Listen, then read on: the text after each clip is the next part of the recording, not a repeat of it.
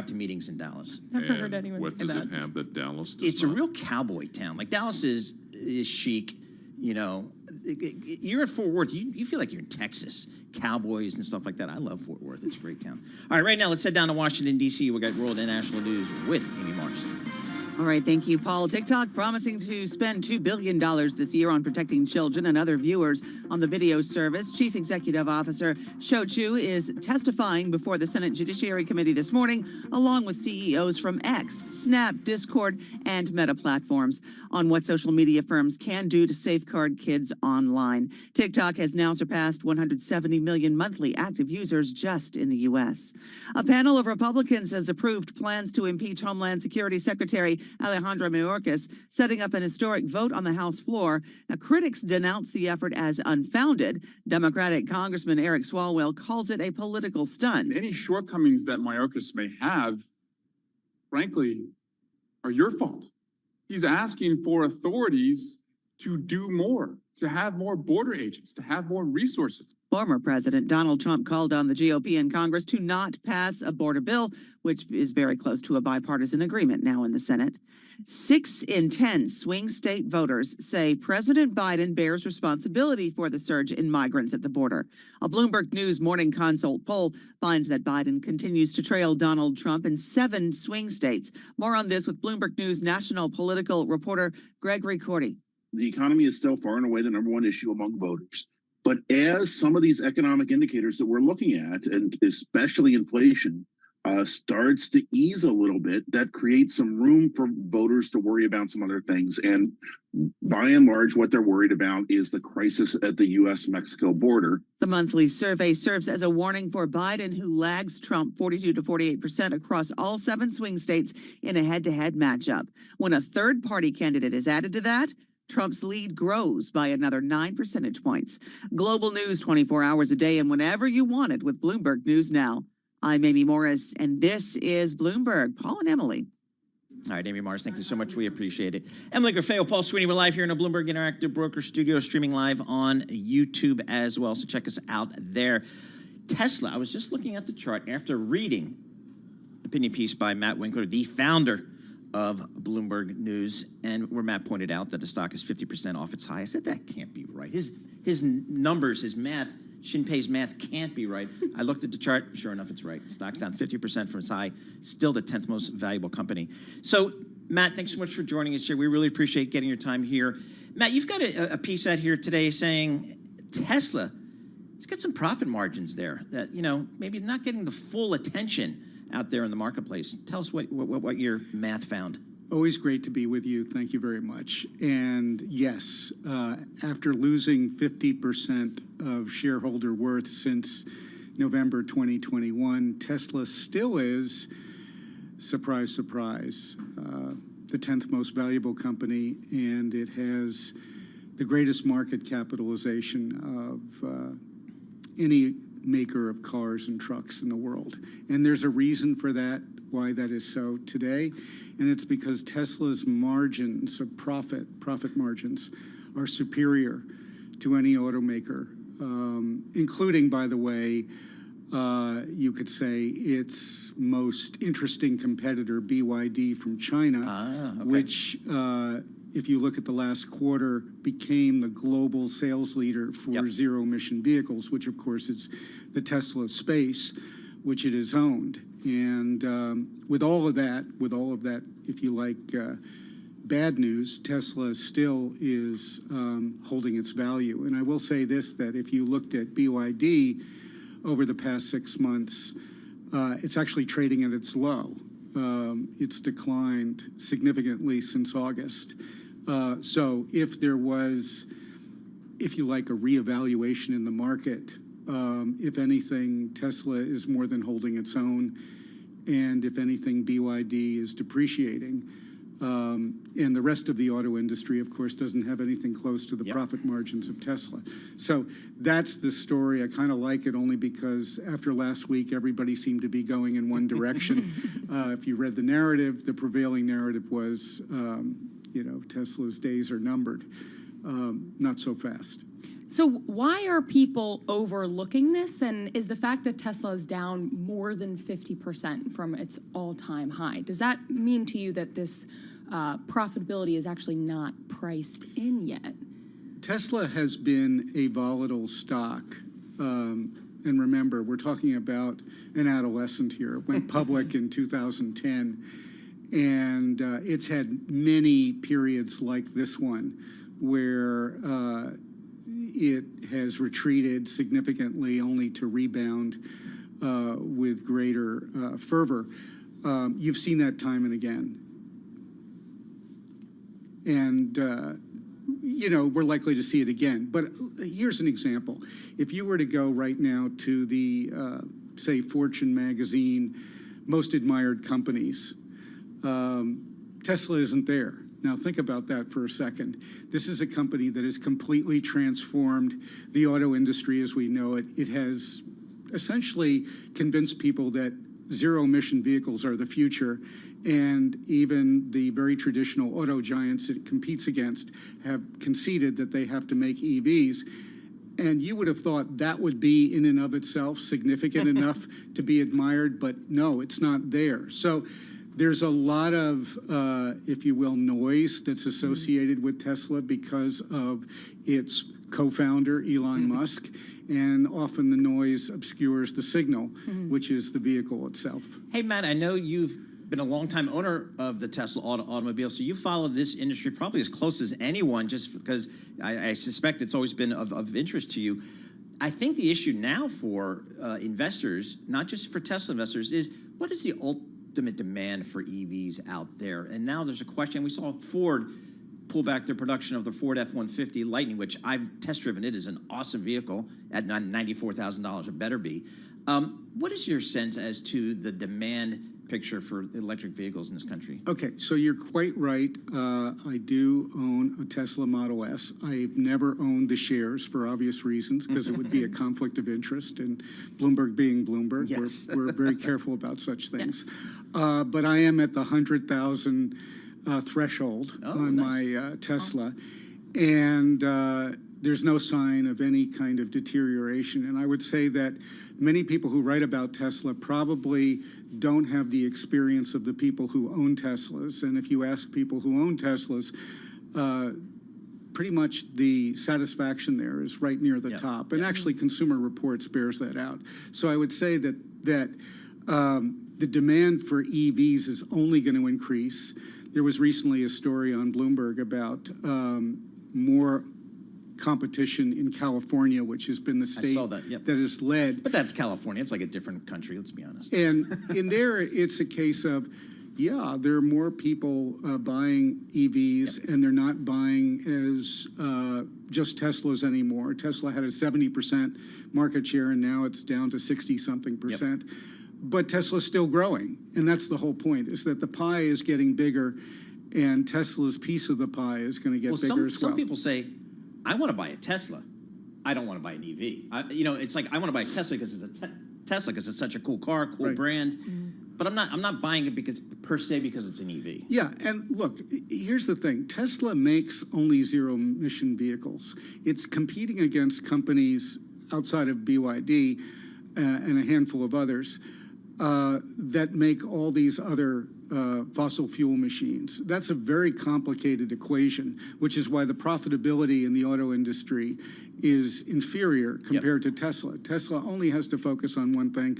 And so far, if you look at it, it's done very well. You know, first there was the Model S, and then there was the Model X, and then there's the Model Y, you know, the Model 3.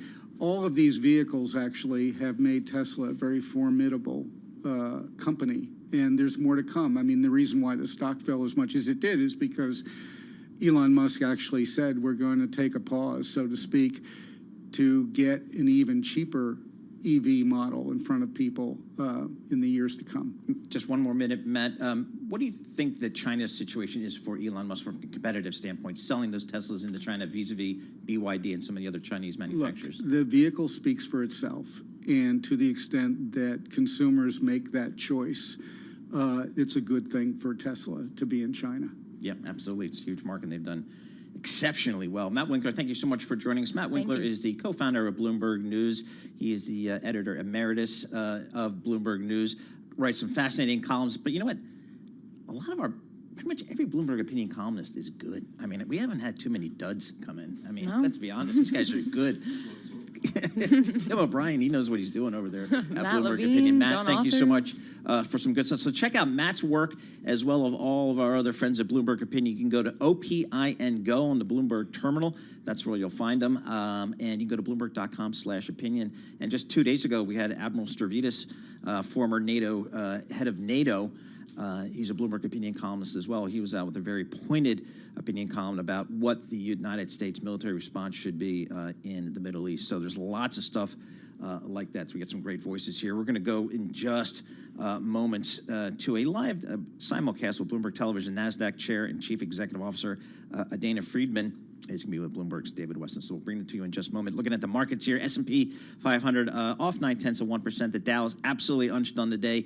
Got the NASDAQ off 1.6%. Same for the Russell 2000 is off 0.6%. So a little bit of red on the screen here, digesting some of these earnings. Of course, we have the Fed coming up at 2 p.m. Wall Street time, and we'll have Bloomberg coverage starting at 1:30 Wall Street time. Right now, we want to go to that interview. NASDAQ Chair and Chief Executive Officer Adena Friedman sits down with our very own Bloomberg's David Weston. We'll bring you that right now. Let's listen. For our Bloomberg television and radio audiences worldwide, I'm David Weston. I'm delighted to say we have now with us Adena Friedman. She's the NASDAQ Chair and CEO. Adena, thank you so much for being back with us. Great to be here. Earnings today, both the fourth quarter last year and the whole year. And looking at those, first of all, you exceeded expectations pretty much across the board, it looked like. Congratulations on that. At the same time, it's a bit different because you were adding a substantial new component. And it looks like there's almost two aspects of NASDAQ. One is what you traditionally have done, and the other is your solutions business. Explain how that works, because they seem to have very different growth patterns. Yeah, well, thank you. And we are really proud of the results we delivered for the shareholders. Just a quick recap. For the quarter, we had 7% overall growth. And in the solutions businesses, it was 9% growth. And these are organic numbers. And of course, then we also added Adenza into NASDAQ in the fourth quarter. The two key growth areas for us in the quarter were our index business, up 26%, our anti-financial crime business, up 25%. But overall, the overall business continues to really show the power of that diversified portfolio that we talked about. Now, as you said, we have our markets business and we have our solutions businesses, and that includes like data analytics and software products. Maybe take a second on that. So, when we thought about how do we grow our business, we are a great, market operator. We're really proud of that. And what do markets do? They provide liquidity, transparency, and integrity. And when we think about how do we therefore partner more with our clients to help drive liquidity in the financial system, well, it's not just our own markets, but we provide technology to 130 other markets now. And now, with the acquisition of Adenza, we have our Calypso system, which provides risk management technology to banks that gives them more ability to put more liquidity into the system. And if they manage risk better, they can put more liquidity into the markets. So that's the liquidity pillar. Let me just pursue Adenza for a moment, because that is a big deal for you. Yes. It's very substantial. A lot of people, a lot of costs, a lot of revenue coming in. How is that integration going? Because as you know, most deals fail not because they're bad ideas, but because the integration doesn't get done.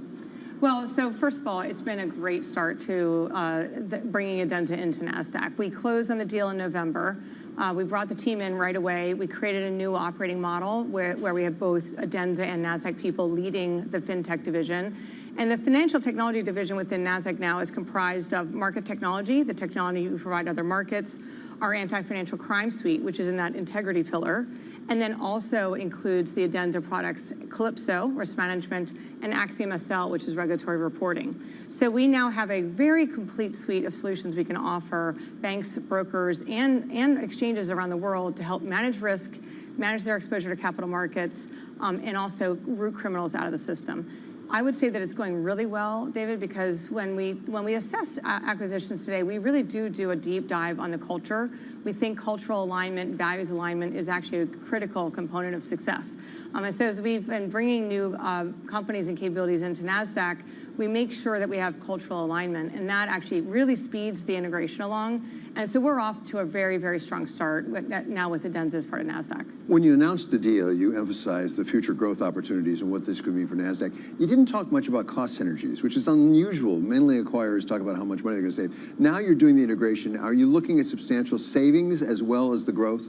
So we are looking at both. When we announced the deal, we announced $80 million of net expense synergies, and then over a medium to long term, $50 to $100 million of revenue synergies from cross-selling and expanding the business. So we do feel like we're on track on both fronts. I would say that with the expense synergies, we have a very clear plan, a very clear path of execution. We expect to achieve that over the next 2 years. And then we have an upcoming investor day, and we'll provide more details to our investors around that. But it is off to exactly the start we wanted it to be, and we have a very clear understanding of where we're going with that. You mentioned financial crimes, and you have a report out for 2023 that certainly got most people's attention. $3.1 trillion globally in financial crime. And you divvy it up among drugs and human trafficking. It was stunning to me how large it is. Huge number. But how is that business doing for you, and how much progress are you making with Verafin and the things you're doing in financial crime? Yeah, so our overall anti-financial crime business, which includes our surveillance business for brokers and the Verafin business, which is true, like fraud and AML detection, that group grew 17%. Verafin being the one that grew 25%. And as you said, this anti-financial crime report really does expose how big is the problem. The problem is $3.1 trillion in money laundering and another $500 billion in fraud that's lost in the system. So, and banks can't solve this problem alone. So a large part of the report is, what is the collective action that has to happen between banks and among banks, not just one bank trying to solve it on their own, but how can you use technology and data consortia to root the problem out more effectively, and then also partnering with the public sector, law enforcement. How do we make sure that the wheels are working as effectively as possible between the banks and the public sector? So the report is a big, broad report. Verafin does very specific work to help banks and complete workflows across AML and across fraud. And as I said, it's a big grower for us because the problem is so big. I think I have a sense of what NASDAQ is providing in terms of financial crime. I think I understand something of what you're doing in terms of compliance. What about cyber attacks? Because we had another one just last week with Equilend. Is that something that you can help the banks with as well, because they're struggling still? Well, I would say that's a big, broad challenge that every industry, every company has, and it's something that you have to stay extra vigilant on. We do a lot within our own business, of course, to protect our systems, to have, and we always say that this is not a problem for our IT security team to solve. This is a problem for every employee to solve. It has to be culture, people, process, systems across the whole company, protecting the NASDAQ, protecting our markets, protecting our systems. I think that in general, we do focus on that. Where we help within anti-financial crime, because some portion of fraud is through cyber attacks. And so we do help them try to, the criminals will get in by hacking into an account, business email compromise and other things. We help the banks try to find that and make sure that the victim is protected over time. But that's our role in that area. Adena, thank you so very much for being with us. That's Adena Friedman. She's chair and CEO, and this is of NASDAQ, and this is Bloomberg. All right, that was Adena Friedman from NASDAQ talking about these markets.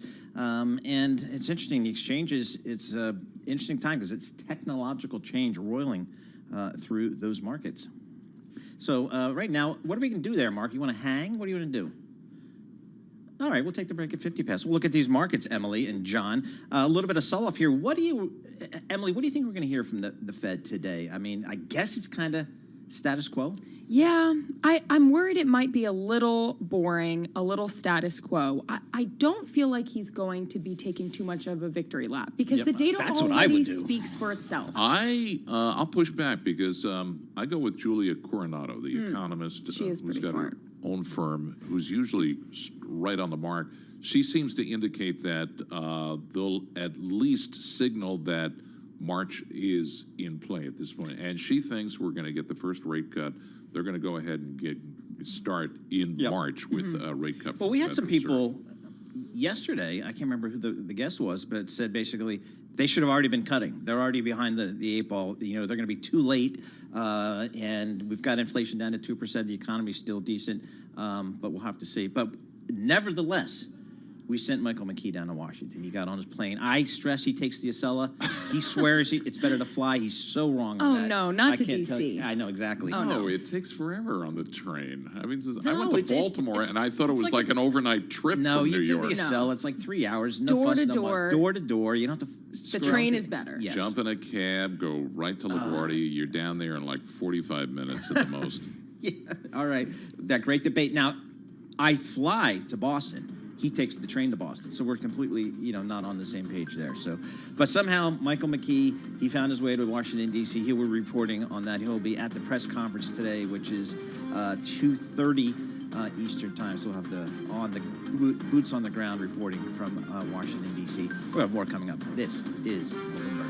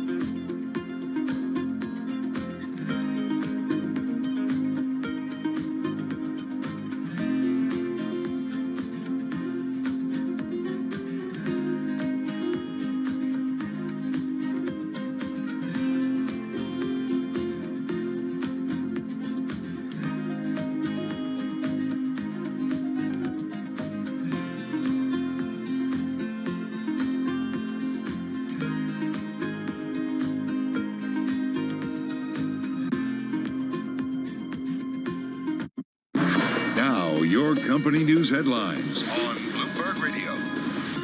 And I'm John Tucker in the newsroom with a look at some of the company news. So you all remember the regional bank crisis, I trust. In the debris that followed, New York Community Bancorp purchased the deposits from Signature Bank.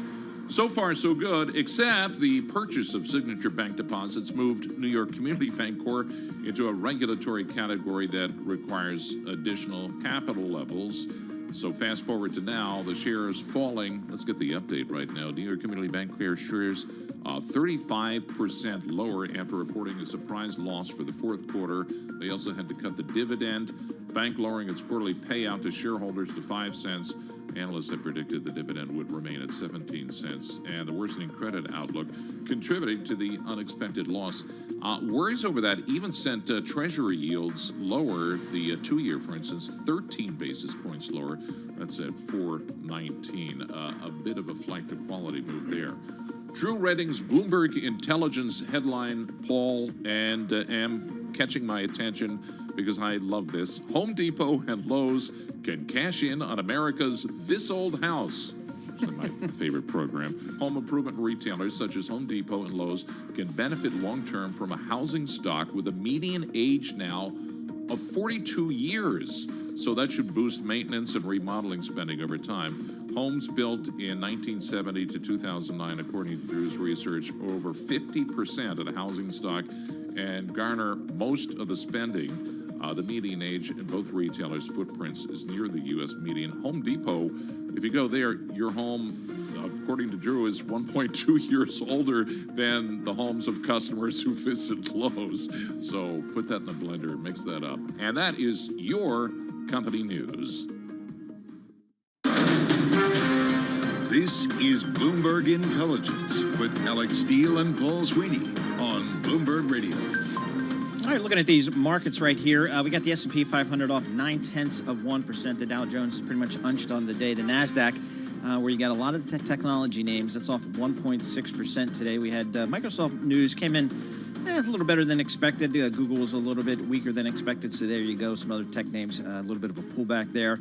Looking at the yields also pulling in pretty sharply here, down at 8 basis points on your 10-year. We're now at 3.95% on your 10-year Treasury. In the commodity space, WTI crude oil off about 1.5%, just under $77 per barrel. And Bitcoin, call that out for Tom Keene, it's off 0.5%. We're now at 43,350 on the cryptocurrency. Right now, let's head down to Washington, D.C. We'll get global national news with Amy Morris.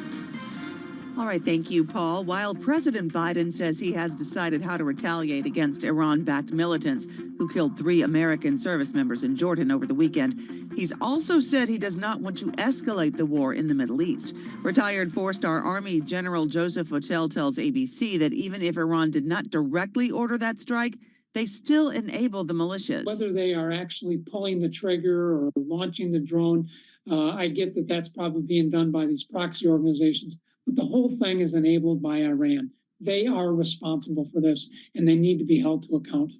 Iran's UN ambassador warns the country will decisively respond to any U.S. strikes. As the Iran-backed Houthi fighters have continued their attacks on commercial ships in the Red Sea in support of Hamas, shipping industry executives admitted to Congress that these militants have effectively taken control of the waterway, which sees about 15% of the world's commerce. John Gold is vice president of the National Retail Federation. One member has told me that they have had carriers ask for an increase of $1,500 to $3,000 per container, which represents a 38% to 73% cost increase. Gold says many carriers are now considering new fees to ship their goods. Those are costs that could trickle down to consumers. House Speaker Mike Johnson will allow a vote today on a $78 billion bipartisan tax bill.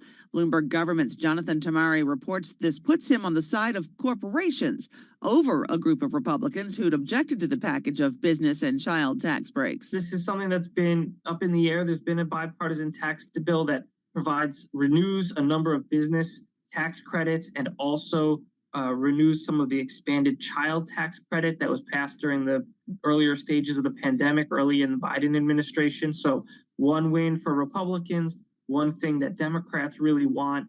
There was some question about whether it could get enough votes in the House because there are House conservatives that don't like the child tax credit.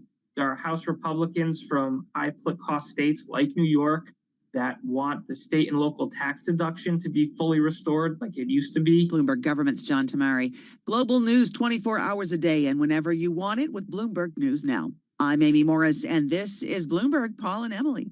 All right, Amy Morris, thank you so much. We appreciate it. Emily, I've got a story that I want to discuss, but I'm not going to discuss it with you because you're not a homeowner yet. John Tucker. She doesn't have to go through the trials. and Maybe in tribulations. 40 years, I'll finally be able to afford a home. Exactly. That's what the kids are saying. I got too much debt. I got school debt. All right, New York Republicans will get a vote as soon as next week on a provision to double the state and local tax deduction cap. Salt to $20,000 for married filers. That's according to a source familiar with negotiations. New Yorkers received a commitment from House leadership for a vote on legislation that would raise the $10,000 cap for married filers to $20,000. So they're not eliminating the cap. Little background for everybody, like when Donald Trump became president, one of the first things he did was like retaliate against all the states that voted against him, like the high tax states like California, New York, New Jersey. But there are Republicans in these states, too, who are fighting back. So the SALT deduction, which used to be you could deduct 10% of your property taxes, and New Jersey has the highest property taxes in the nation, but that went away. So yeah, that hurt. Now they want to bring it back and make it $20,000. Yeah, that'd be good. I mean, that'd be a help. So we're kind of getting there. But could we do it for this year? No, I mean, that I don't 2023 think so. tax year? I mailed this story to Matt Miller because he's sitting drowning under this massive mortgage, but he's got it for like 3% or 2.75%. So I'm not too worried about Don't cry for him. All right, we'll have more coming up. This is Bloomberg.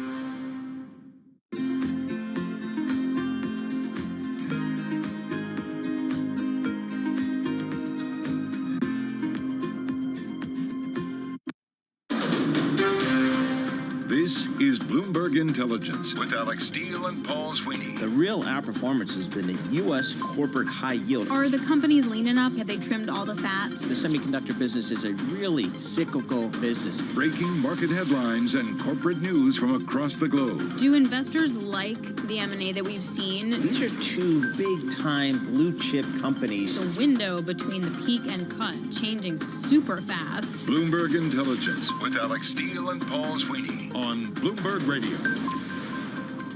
All right, coming up in this hour, we're going to check in with Steve Purdy. He's the co-head of global credit at TCW. Folks, that is big. TCW, Trust Company of the West, they're based out in Los Angeles. They're a massive money manager out there in LA, the gajillions under management. Steve's one of the folks that runs that cash, so we'd like getting a couple minutes of his time to talk about the fixed income business. And then we tracked down Herman Chan. He covers the regional banks for Bloomberg Intelligence. He was, going to take the day off or something. Nope, we grabbed him, pulled him in here. He's going to explain to us what's going on with New York Community Bank, and do we have to worry about some of these other regional banks out there, because that is front and center today. But first, let's kick this hour off with a Bloomberg Business Flash, Mr. John Tucker. All right, we'll start off with the tech-heavy NASDAQ 100, suffering right now a decline of over 1.2% after results from the first of the so-called Magnificent Seven.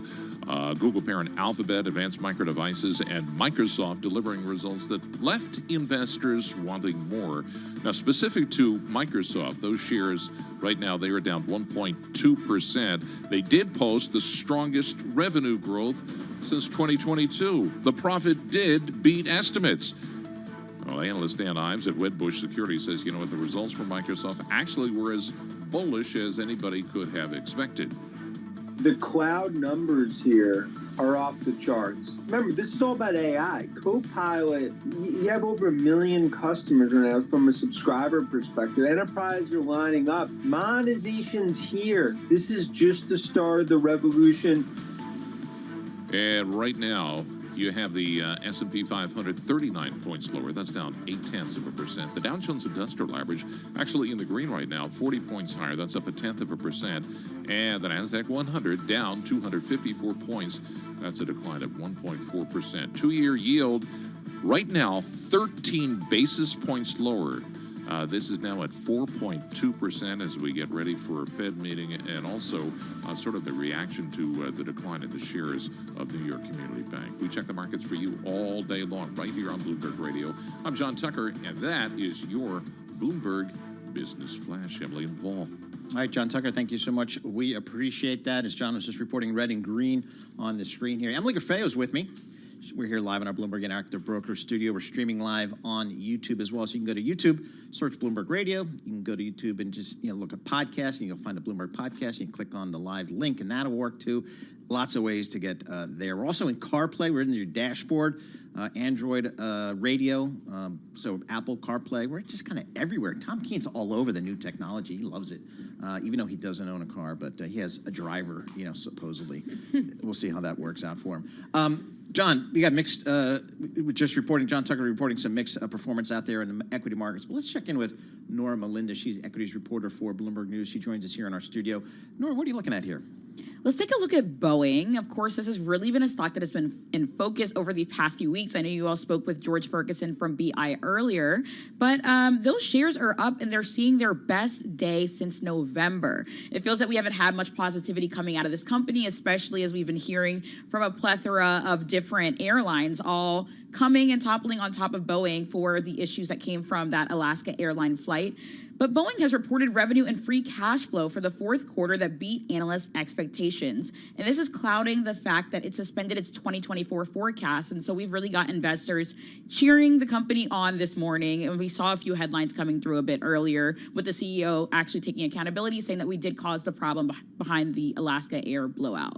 You got to wonder, I mean, George Ferguson was telling us that this is a long game for the Boeing investors, that we're not going to see any major improvements for a while. So anyone buying the dip right now is going to need to plan on holding for quite some time. But at least, that stock today, highest gain since a while. Right. What else you got?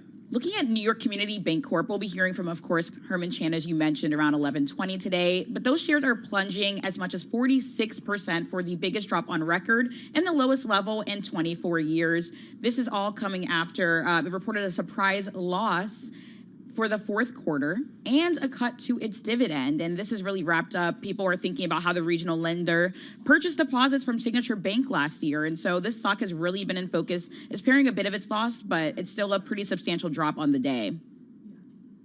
All right, excellent, excellent. So, I don't know. You've got Starbucks on here, and it better be good news because I'm a Starbucks fan. So you are a Starbucks fan. I should have asked you both. Here's the thing. The greatest thing they've done recently is they've introduced a new size, the short, which is smaller than the tall. Now, why the tall is their small size, I have no idea. That's a whole different thing. But now I get the double short mocha, which is even less. You're one of those. Right. Double short mocha, because I couldn't fit it. There was too much in the other side. They had a Starbucks in this building downstairs. Crazy. You would go in there, and you look out the window, you could see the other Starbucks down Lexington Avenue. Now we don't have that Starbucks. I don't know what happened. Now we rue the day that they left. How much are they charging for this? What did you say, short? Double short mocha. Double I don't know. I short. just kind of put my phone up next to it. Just throw it up there and hope for the best. Yeah, it's fine. What do you got for Starbucks? Starbucks is pairing some of its gains, but earlier it was up as much as 4.6 for seeing its best day since November. It had a first quarter comparable transactions growth beat, and this overshadowed the coffee chain's comparable sales growth missed.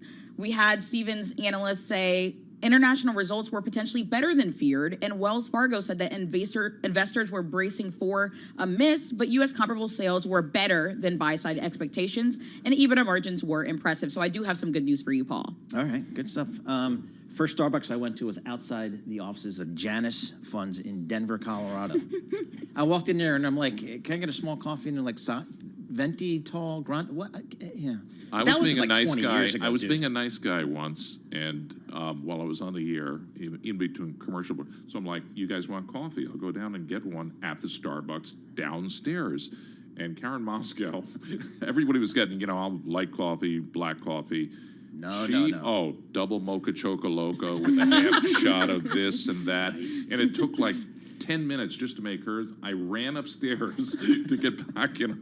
I was so out of breath. Marty Shanker heard me on the air. He goes, is he going to have a heart attack? Oh my God. Well, That's my Starbucks. Well, now you got story. 7- and 8-year-old kids that go in there and can conjugate the whole thing. They learn it from the birth secret now. menu as well. Do you go? There was that Bloomberg, I think it was a Big Take or Business Week a couple months ago about the hundreds of thousands of combinations Crazy. of Starbucks drinks I that don't know. exist. Good. Bloomberg analyzed the whole thing. Who knew we needed coffee? I never drank coffee until I went to that Starbucks outside Janus. Now you're hooked. When I went to LA, when I was on the side, Emily, as a sell-side equity analyst, my salesman would say, you have to come to LA at least twice, preferably 3 times a year. And when you go there, you see Capital Group, and you see TCW. If you don't get those two meetings, don't even go, because those are the lockdown meetings you get. Now, when I went to TCW and these fancy offices in downtown LA, which I can still see here on the Zoom call with Mr. Purdy, I avoided the fixed income floor desperately and just went right to the equity floor because they're much more fun there. Steve Purdy joins us. He's co-head of global credit at TCW. Fixed income, you guys do math. I don't like math, Steve, so that's why I stayed with your colleagues on the equity floor. I got to get the house call here for TCW. What are you guys doing in the fixed income market this year? There are actually some positive returns in 2023 for you guys. Yeah, there are. And thanks, first of all, thanks so much for having me. Really appreciate it, and glad that you've been to our offices, and we'll welcome you guys in January anytime. Yes. Let's start. The big picture for us is we think that inflation has peaked, which means that the rate cycle has peaked. And you got to give the Fed a lot of credit for what they've done. Now the question is, from here, how quickly will they be reducing rates, and by how much quantum? And we think today's a bit of a non-event, but we do think overall the economy is slowing, and that's the real story. We think the Fed's got to get ahead of it, but we're seeing a lot of breadcrumbs in what we're hearing from companies that the slowing economy might be getting a little bit away from the Fed, and they need to be very aware of that. So we've been asking everyone today, what do you think Powell is going to actually talk about in his presser? Is there anything that he could say that could move the markets today? Yeah, I think everyone agrees, and we're with consensus that nothing is actually going to happen from a rate move perspective, but it's really going to be about his outlook and how hawkish that feels. And we think they'll probably remove some of the language to give themselves runway to begin the rate decline. But we don't think today is a big day. What's interesting is to watch is how quickly the economy is slowing. And the results from this quarter thus far have been overall pretty positive. But we do think we're seeing some signs of deceleration, and we hope that he speaks to that in his Q&A today. Hey, Steve, you guys are talking about a slowing economy out there. I'd love to get that kind of surprises. Well, I guess given that background, I was kind of surprised in 2023 to see high yield was the best performing fixed income sector out there. How do you guys think about high yield versus investment grade in 2024? Yeah, it was a barn burner of a year in high yield last year. And I think, one, people were probably expecting the economy to slow in a more dramatic fashion than it actually did. That's one. The second thing is the CCC cohort, and there's a couple of sectors in there, really cruise lines being the most dramatic, which came into the year at very low prices. And as we had this kind of remediation and the peaking of rates, people stepping back into the asset class really drove outperformance there. We're now sitting at about 320 basis points over the Treasury. That's within the top quartile of tightness over the last 10 years. So our perspective is that credit spreads on the high yield side, and even more dramatically on the IG side, are going to have to widen throughout the course of the year. So we think you're supposed to be a little bit underweight high yield and wait for a better time to enter that asset class. What about the fact that we might see a lot of debt maturing in 2024, in 2025, and 26. I talked to a number of fund managers who say this is really a cause for concern. These companies that locked in low rates now all of a sudden have to adjust to a much higher level of interest, and that's going to cause some kind of economic trouble that's going to then trickle down to the rest of the economy. How are you thinking about debt refinancing specifically for these IG corporates? Well, I'll pivot back to what you guys were talking about, home ownership. I'm sorry that you don't own a home, because those who do have 30-year mortgages have locked in a very low rate for a very long period of time. And that is the luxurious position that investment-grade companies find themselves in. The average tenor is kind of 10 years plus, and so they've got a lot of time to wait and adjust to this new rate environment. High yield companies on average have about 3 years until they have to kind of climb that maturity wall that you are mentioning. And it is a challenge for certain of them. In the leveraged loan market, they have to reprice their balance sheet every month or 3 months. And we're seeing a lot more distress there, as managers simply weren't prepared to pay an additional 200 or 300 basis points just to operate their business. And let's remember that when your cost of capital goes up, that doesn't impact your business at all. That's not marketing. That's not a new property that you're spending for. That's not new employees. It's just the same business that cost you more to run every day. And that's going to be a challenge. We think people are taking advantage of this new issue boom in January while the markets are open to rush in and try to kick out those maturities. But it's really a show me story by each individual credit over the next few years as they try to digest how to pay more money and how they're going to manage their businesses given that additional burden. Hey, Steve, how do you feel about credit quality out there? If your house call is for a recession, I'm guessing you're asking your analysts to kind of sharpen their pencils and take a look at the ratios and so on and so forth. How do you feel about credit quality out there? You know, the management teams thus far have done a really excellent job. During the pandemic, we saw balance sheets actually get into a much better place. Personal balance sheets, as an aside, people paid down credit cards. They weren't going out as much. Corporates didn't go on big M&A booms. Instead, they tried to say it's a cautious environment. I want to bring down my leverage because we don't know what the world's going to look like. So it all feels pretty good. So when you think of near-term defaults or a spike in default rates, we don't see that happening in the near term. But what we do see is credit spreads right now are kind of pricing perfection. And we don't think that's a reasonable case given what we're seeing. And so the other thing we're hearing from management teams, as our analysts, as you said, are kind of plugging into their models every day, is the numbers are fine, but the outlook feels a little bit more concerning. And now we're starting to see job losses roll through. I mean, every day we come into our Bloomberg screens and see a blinking red number across the top. Yesterday was UPS with 12,000 employees. That is a good signal that companies are not as bullish about the future as what they are now, and we think that's problematic. So, you know, you guys, just about a year ago, you guys being the folks in California, were kind of at ground zero on some of these regional bank challenges here, and we just got another reminder today with New York Community Bank. How do you guys think about the banking sector, the financials here today? Yeah, it's kind of an old story that's come back to light this morning. First of all, so are there lingering effects of the regional bank crisis? First, let's talk about the good news. The Fed reacted quickly, and what they did with Signature Bank and SVB, really, they deserve to be commended for that because it put a floor quickly under deposit flight, which was critical. Now, it also showed us, by the way, that the large banks, the globally systemic banks, are the safest place you could possibly be. And we continue to believe that as an investment thesis. Shifting back to the regional banks, the real crux of the matter here is commercial real estate. And it's very difficult as an outside investor to get really granular views, asset by asset, on what type of commercial real estate portfolios they have.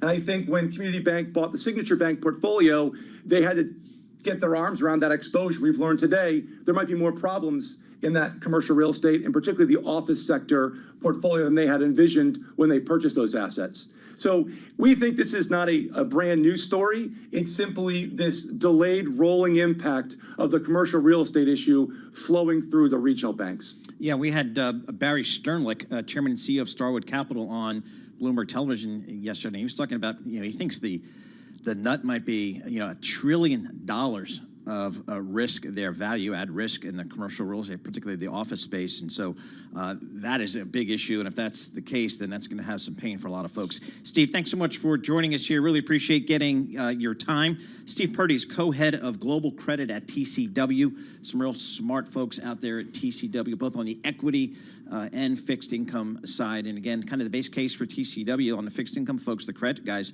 they think a recession's coming. So they're kind of positioning their portfolio accordingly, kind of underweight high yield a little bit more on the investment grade and focusing on the balance sheet. So that is certainly a take there. What are you seeing in the markets here, Emily? Kind of just, a little bit of softness here in NASDAQ, kind of reflecting what we saw, I guess, from some of the tech companies. Yeah, I mean, when you think about other Fed days, for the last 2 Fed days, we've actually seen stocks, the S&P 500, end up more than 1%. So I'm wondering what exactly can Powell say today, this afternoon at 2 p.m. to really turn this equity market around, or are we going to see a change? We're going to end the day lower, even after he delivers maybe a signal of a rate cut. All right, so the timing there's 2 p.m. Wall Street time. We'll get the statement from the Fed. 2:30 will be the press conference. Our own Michael McKee is down in Washington for that press conference. We'll be bringing us any breaking news there.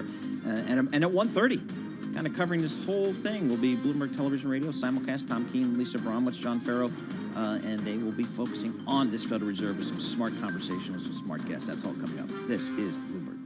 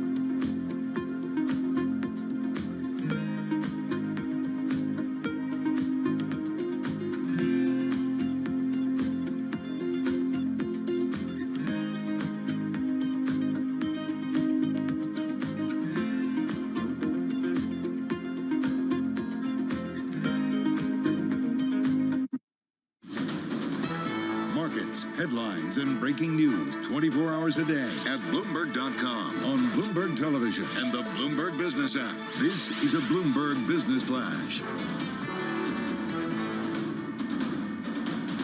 And I'm John Tucker, the Bloomberg Newsroom, with this Bloomberg Business Flash. I'm actually going to start off with yields. Two-year Treasury down almost 12 basis points. And a big part of this appears to be a flight to safety. It comes after renewed concerns over regional banks. New York Community Bank shares, they are down right now 35% after cutting their dividend. And we're going to get the expert analysis of all this, so don't go anywhere. Herman Chan is stopping by. As we look at the major averages, S&P 500, 35 points lower. That's down 0.7%, 48.89 of the index. The Dow Jones Industrial Average is up 54 points. That's a rise of 0.1% right now. And the NASDAQ 100, the tech-heavy NASDAQ 100, after earnings from Microsoft, et cetera, 234 points lower. That is down 1.3%. And we check the markets for you all day long right here on Bloomberg Radio. I'm John Tucker. And that's your Bloomberg Business Flash. Emily and Paul. All right, John Tucker, thank you so much. We appreciate that. Emily Graffeo, Paul Sweeney, we're live here in our Bloomberg Interactive Broker Studio, and we're also streaming live on YouTube. So head over to youtube.com and search Bloomberg Radio. As John was just reporting, New York Community Bank, surprise loss here. Cut the dividend, stocks down 35%. Let's break it down with Herman Chen. Herman Chen follows the regional banks for Bloomberg Intelligence. He joins us live here in our studio, here in our New York City headquarters. Herman, what happened at New York Community Bank? New York Community. So if we go back to what happened in March and April of last year, they were the bank that bought the assets and deposits from Signature Bank. So they became a much larger institution, cleared that $100 billion threshold, which is like a step up in regulations. Now, it seems like they're a bit cautious with that step up in regulations and the upcoming stress test. So they're cutting the dividend, reducing loans, trying to shore up their liquidity and capital. And then on top of everything else that I just talked about, that they posted some weaker asset quality. So there's questions on if they're going to see more loan losses in apartment lending and office lending in 2024. What do we know so far about why they're so uncertain about this credit quality outlook?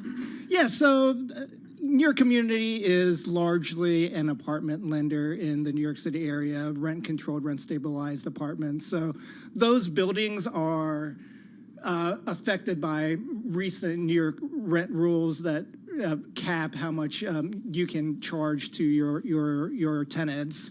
On top of that, you have higher interest rates, so it squeezes the landlords, and there's a lot of refinancing risk ahead. So they posted a big loss there in the fourth quarter, and there's questions ahead. They have about 4% of their loans in office exposure, so that's a touch higher than the median in our coverage universe. So there are some credit quality concerns ahead, and they built their reserves pretty much in line with peers in the fourth quarter to address that. I'm looking at the Spider S&P Regional Banking ETF. KRE is the ticker. It's off 3.45% today on this news, presumably. How much is this a New York Community Bank problem versus maybe a wider regional bank problem? Yeah, so New York Community is really the last of the larger regional banks to report their fourth quarter earnings. And pretty much across the board of their larger peers, everybody was actually pretty sanguine about 2024 credit quality. So this seems more of a New York Community specific issue of needing to shore up their balance sheet and facing a blip on their credit quality that they need to instill some more confidence in the market ahead.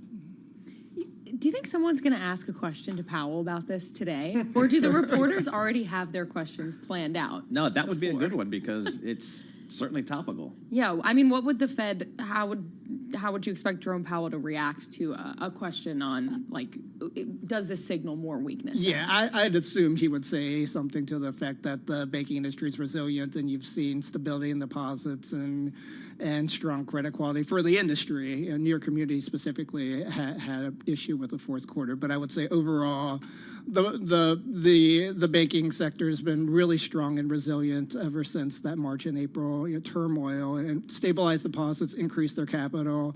The larger ones are shoring up capital and liquidity ahead of tougher rules, so it makes for a much sound and safer system. So where are we? Like, how would you characterize the industry in terms of getting to where it needs to be in terms of their balance sheets, their credit quality?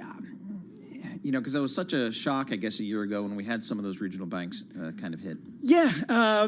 So ever since that March and April timeframe, a lot of the banks have been defensive in nature. They've pulled back on lending. They've exited some loan portfolios, exited relationships that weren't profitable.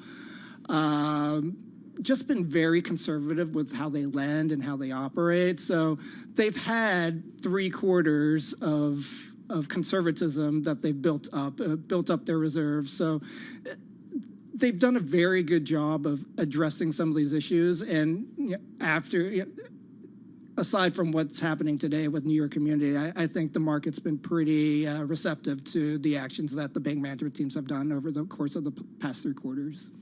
And where are we just in terms of, kind of repairing the earnings capability of these banks? Because that's kind of what you told us all along, that this was going to be more of a challenge for the earnings power of these regional banks as they deal with higher rates and so on and so forth. Right. So we're getting towards sort of the end of the weakness in the top line. The pause in rate hikes last year has helped shore up the pace of deposit repricing. So the margins, the net interest margins for the banks are starting to stabilize a bit, and we're hoping that once rate cuts start materializing, the industry in the back half of the year expecting a resurgence in lending and improving top-line performance and improving earnings. But really all of this is predicated on if we get the rate cuts and if we get a soft landing. How are investors supposed to be thinking about the dividend cut for New York Community Bank, slashing the payout to shareholders to 5 cents from an expected 17 cents? Yes, so that's an interesting thing because New York Community has historically prided themselves on having a strong dividend, had a lot of insider ownership of the bank, and so the dividend was very key to them and to their shareholders. They do skew a little bit historically to a retail investor base as well. So this was a decision that the CEO said they didn't take lightly, and it was more of another step to build capital ahead of the tougher regulations. They're pointing to a CET1 ratio of 10% versus the current 9.2%. So earnings generation and the slashing of the dividend could help them get there by the end of next year. So I'm looking again at that Spider S&P regional bank ETF, up 33% from, I guess, the recent lows, I guess, back in October. Is that, but that they haven't retraced at all. I mean, when you talk to investors, do they still think, hey, with a Fed that's likely to cut rates in 2024, there's still room to go with some of these names? Yeah, it does. There's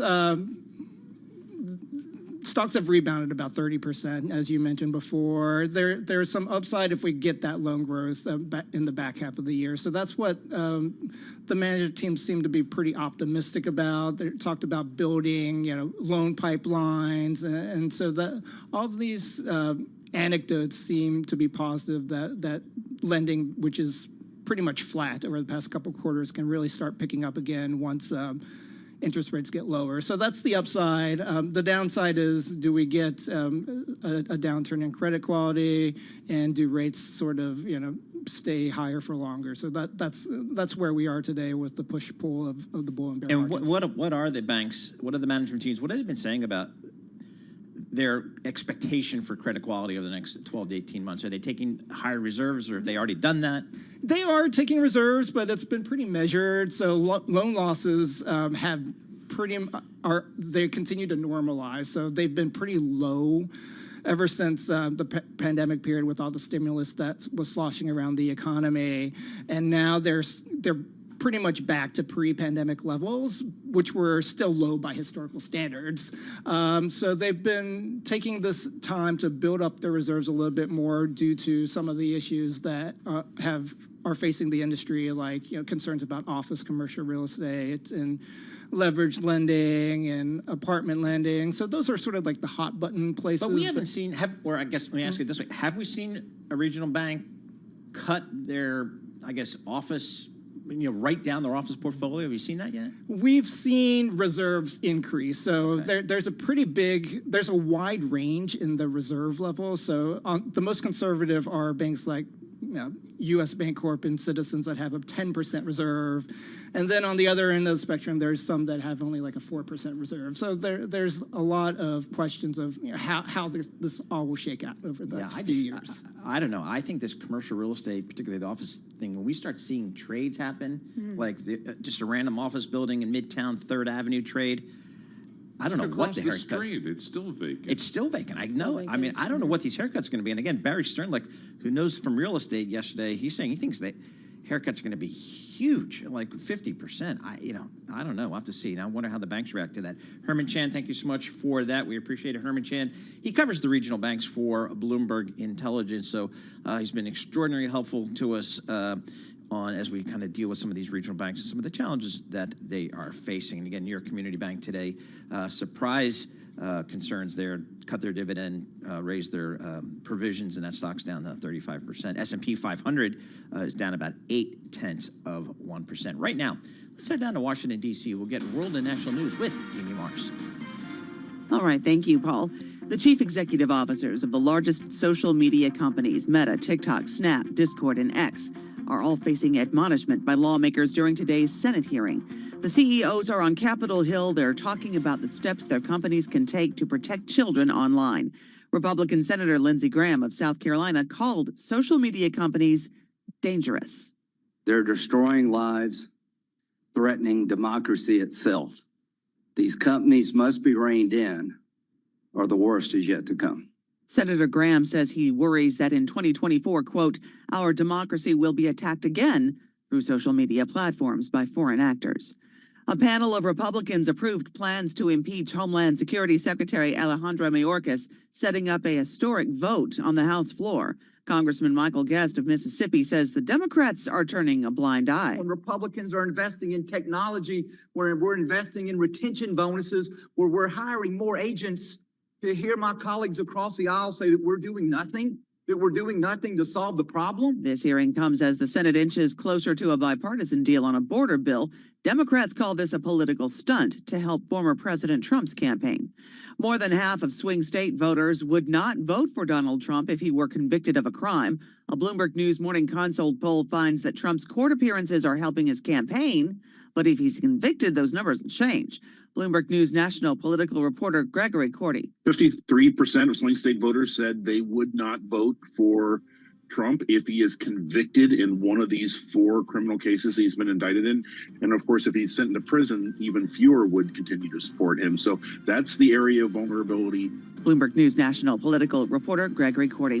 Global news 24 hours a day and whenever you want it with Bloomberg News Now. I'm Amy Morris, and this is Bloomberg.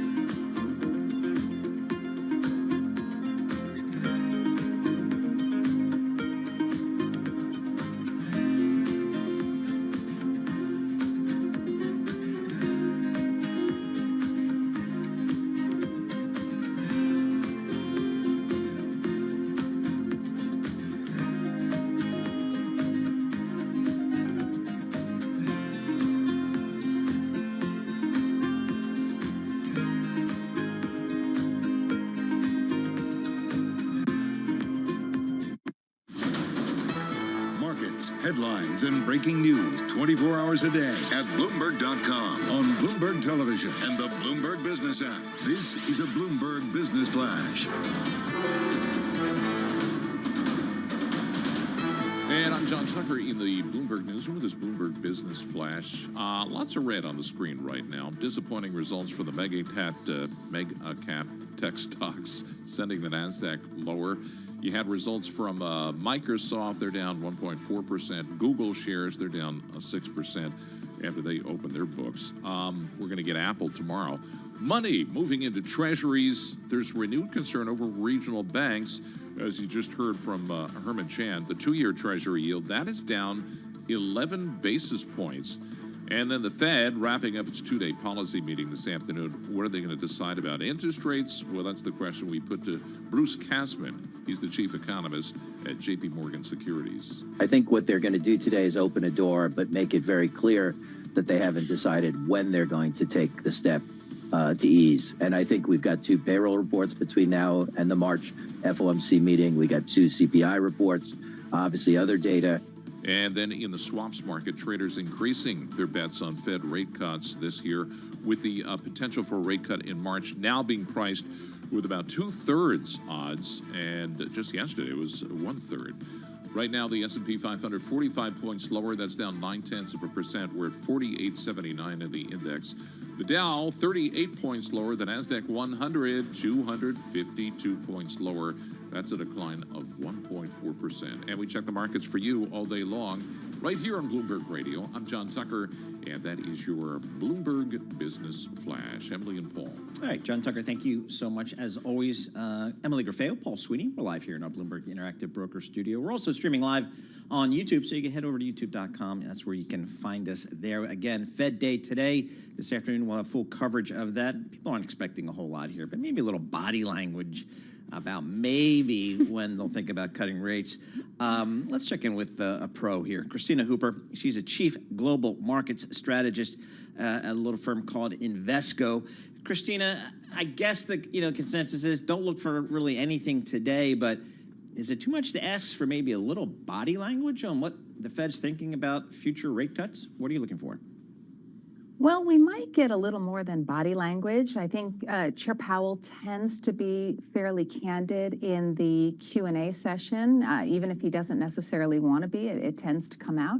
However, I do believe there is a very distinct goal of the Fed right now, which is to keep a lid on easing financial conditions. And so I think he will try to err on the side of hawkishness, but I do think we'll get some glimmers of hope during the Q&A. What do you make of some of the more recent data that we've seen? You look at employment cost index increasing at a slower pace than expected, ADP. These were both today coming in a little bit lower than expected. How is Powell going to be thinking about these signs that the labor market is softening? I think they will matter to the Fed because it tells the Fed, this mosaic of data we've seen, is that we are still very much on the D train. And by the D train, I mean the disinflation train. In particular, the employment cost index is a very, I think, has historically been a rather accurate gauge. And it's one the Fed relies on to get a sense of total compensation. So that's important. We know that the Fed does react to the data. I go back to June of 2022 when they had messaged before the meeting that they would only hike 50 basis points, but then they hiked 75 basis points, and Chair Powell pointed to 2 data points, CPI and Michigan consumer inflation expectations, as pushing them to do 75 instead. So clearly data matters, and these data points continue to tell that same story. You know, one of the many reasons we like speaking to Christina Hooper is that she, like me, is a fan of Cracker Barrel. How about that? You know, you got to be right up there in front. I saw that in one of your notes here, Christina. So, Christina, given that backdrop of the Fed's going to be cutting rates, we're not sure when, but we got a pretty good conviction that they're going to be cutting rates this year. What's your how are you allocating capital these days? What are you telling your portfolio managers? What are you hearing from your PMs? How are you guys trying to position yourselves? Well, first, Paul, I should say that I don't think it matters whether the Fed starts cutting in March or at the April 30th, May 1st meeting. I do think we're going to see more cuts than the Fed has suggested there will be in its December dot plot. So that's sort of the background. What I would anticipate is that we do see an economic slowdown, what I'll call a bumpier landing in the first half of the year. You can't have the kind of aggressive tightening we've had without some economic damage, but not a recession. And I think it's going to be really brief, and that we'll have a reacceleration sometime in the back half of the year.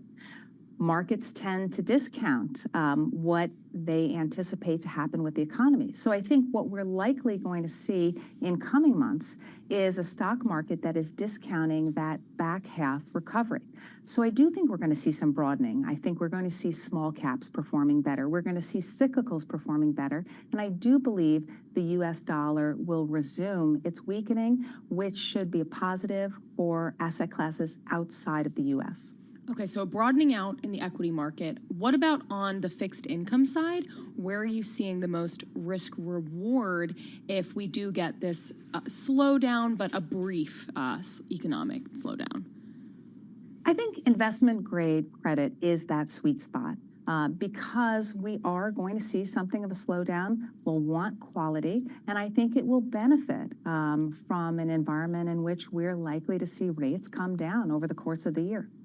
But there's a lot of opportunities in fixed income, I have to say. Yeah, I said that kind of the same thing, same time last year, and then investment grade just ripped last year. I'm sorry, high yield ripped last year. What do you think about high yield versus investment grade? Well, high yield certainly is attractive. But I don't see it as attractive as IG right now. However, that could change. If we get a softer landing than I anticipate, and we see a stronger reacceleration in the back half of the year, that should be a real positive for high yield. What do you make of the New York Community Bank news this morning? Maybe we could just get your initial reaction to like what this means for credit quality and the regional banking sector from here. Well, I think we have to ask ourselves whenever we see a situation like this, is this contained or is this contagious? And as far as I know, based on what we've heard this far, it seems like it is very much a contained situation. Not that, I think far less significant than what we saw last spring. But of course, we're going to have to stay on top of this as the news unfolds and information unfolds. And of course, more earnings come out for other regional banks. So, Christina, on the equity side this year, we're just about to finish out a pretty solid January to the market after a really good 2023. What are the sectors that you guys are spending the most time on these days in terms of, opportunities? Well, we continue to see opportunity in technology. I think technology as a long duration asset class is sensitive to long rates, and so it should benefit from an environment in which rates are falling. I also think tech is more defensive. It has become a more defensive asset class in recent years. So it's going to hold up, in my opinion, relatively well, despite some of the recent disappointments around earnings announcements. But where we're focused as well is the cyclicals. Those are areas of real opportunity, especially if we see a nice bounce back in the back half of this year. We're also seeing a significant amount of investment. Legislation like the CHIPS Act is having an impact in cyclical areas of the economy. So that is a real focus for us. All right, very good. As always, Christina Hooper, we always appreciate getting a few minutes of your time. Christina Hooper is the Chief Global Market Strategist at Invesco, joining us via Zoom from New York City. Always appreciate getting some of Christina's time here. Sticking with tech, I would too. I mean, what are you going to do? You can't bet against tech. I mean, please. I kind of sound like Dan Ives these days, Easy.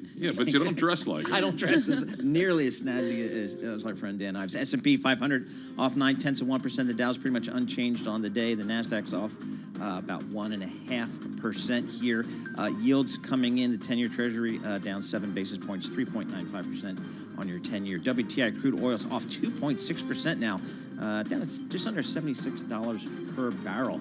I'll have to fill up the car this weekend at the BP station on Route 35 in Walmart.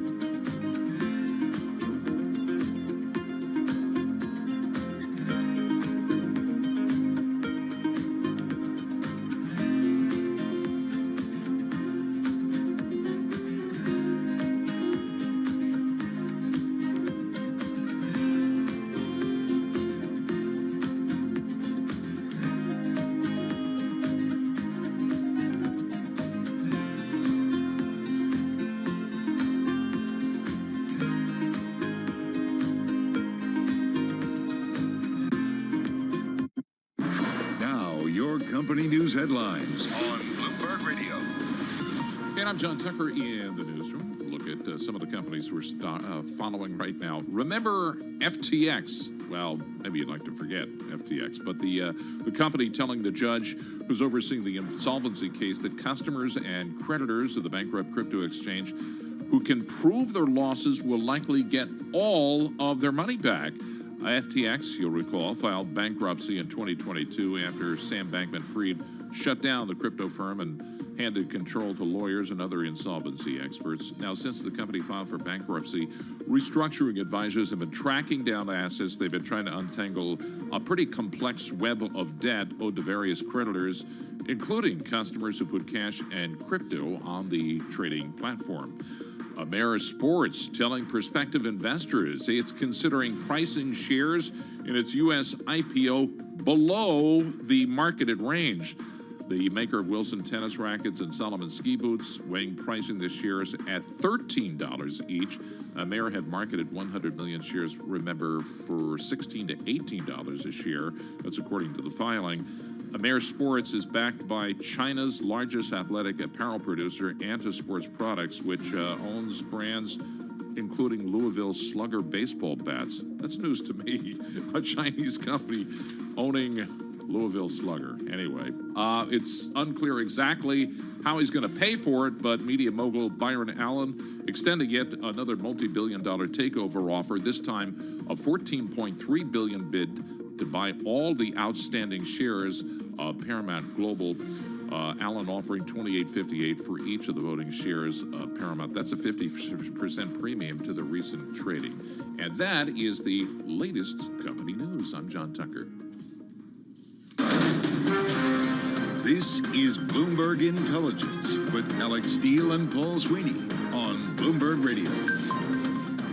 All right, looking at these markets right here, the S&P 500 is off 0.9%. The Dow Jones is pretty much unchanged. NASDAQ is where you're seeing some of the action here, off about 1.5% there on some of the weakness in some of the tech names reporting. Yields coming in 3.95 on your 10-year.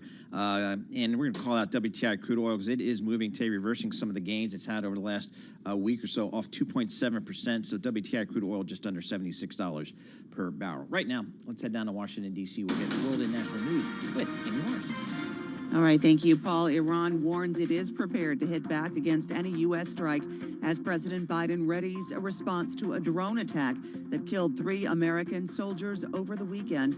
Bloomberg Middle East editor Patrick Sykes tells us what options the White House may be considering. Going to be weighing up the relative risks of, at the very far end of the spectrum, a direct strike on Iranian territory, less extreme than that. An Iranian abroad, perhaps a member of the IRGC who's involved in supporting the proxies that the US has blamed, and then one remove from that, targeting the proxies as well.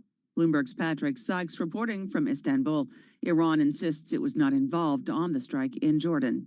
House Speaker Mike Johnson will allow a vote today on a $78 billion bipartisan tax bill. Bloomberg Government's Jonathan Tamari reports this puts him on the side of corporations over a group of Republicans who had objected to the package of business and child care tax breaks. It looks like there's probably enough bipartisan support. We understand that the speaker is going to put it forward under a system where they don't need to pass the rule that really goes through Republicans. They can get bipartisan support to pass this, to clear that procedural step. And if they're putting it on the floor, they must think they've got enough votes from both parties to get it over the line. Bloomberg Government's Jonathan Tamari reports the bill would need to pass with a 2/3 majority. Russia's defense ministry says Russia and Ukraine have exchanged 195 prisoners of war each.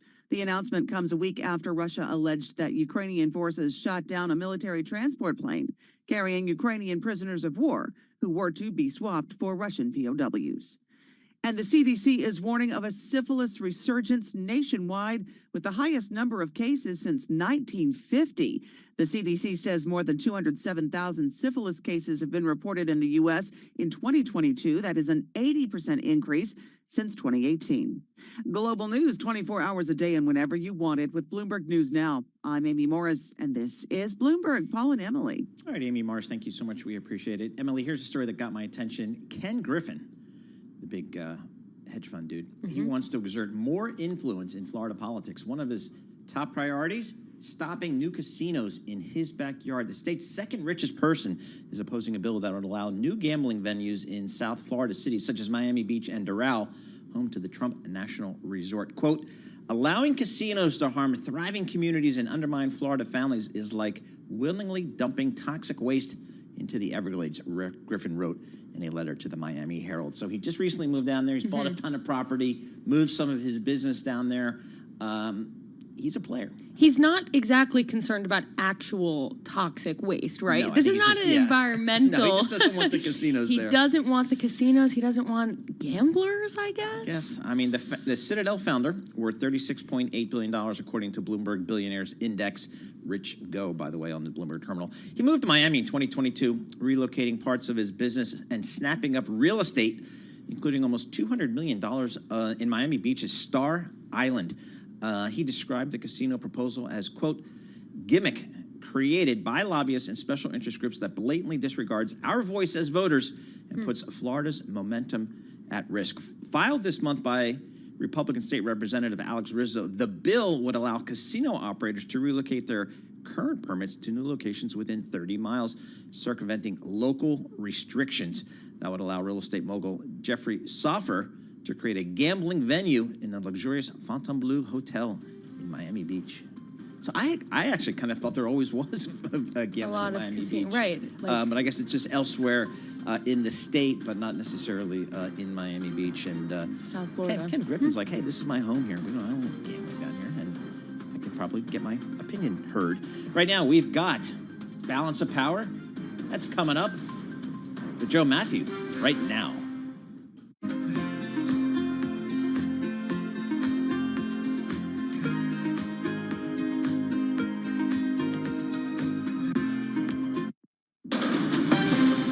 From the world of politics to the world of business, this is Balance of Power.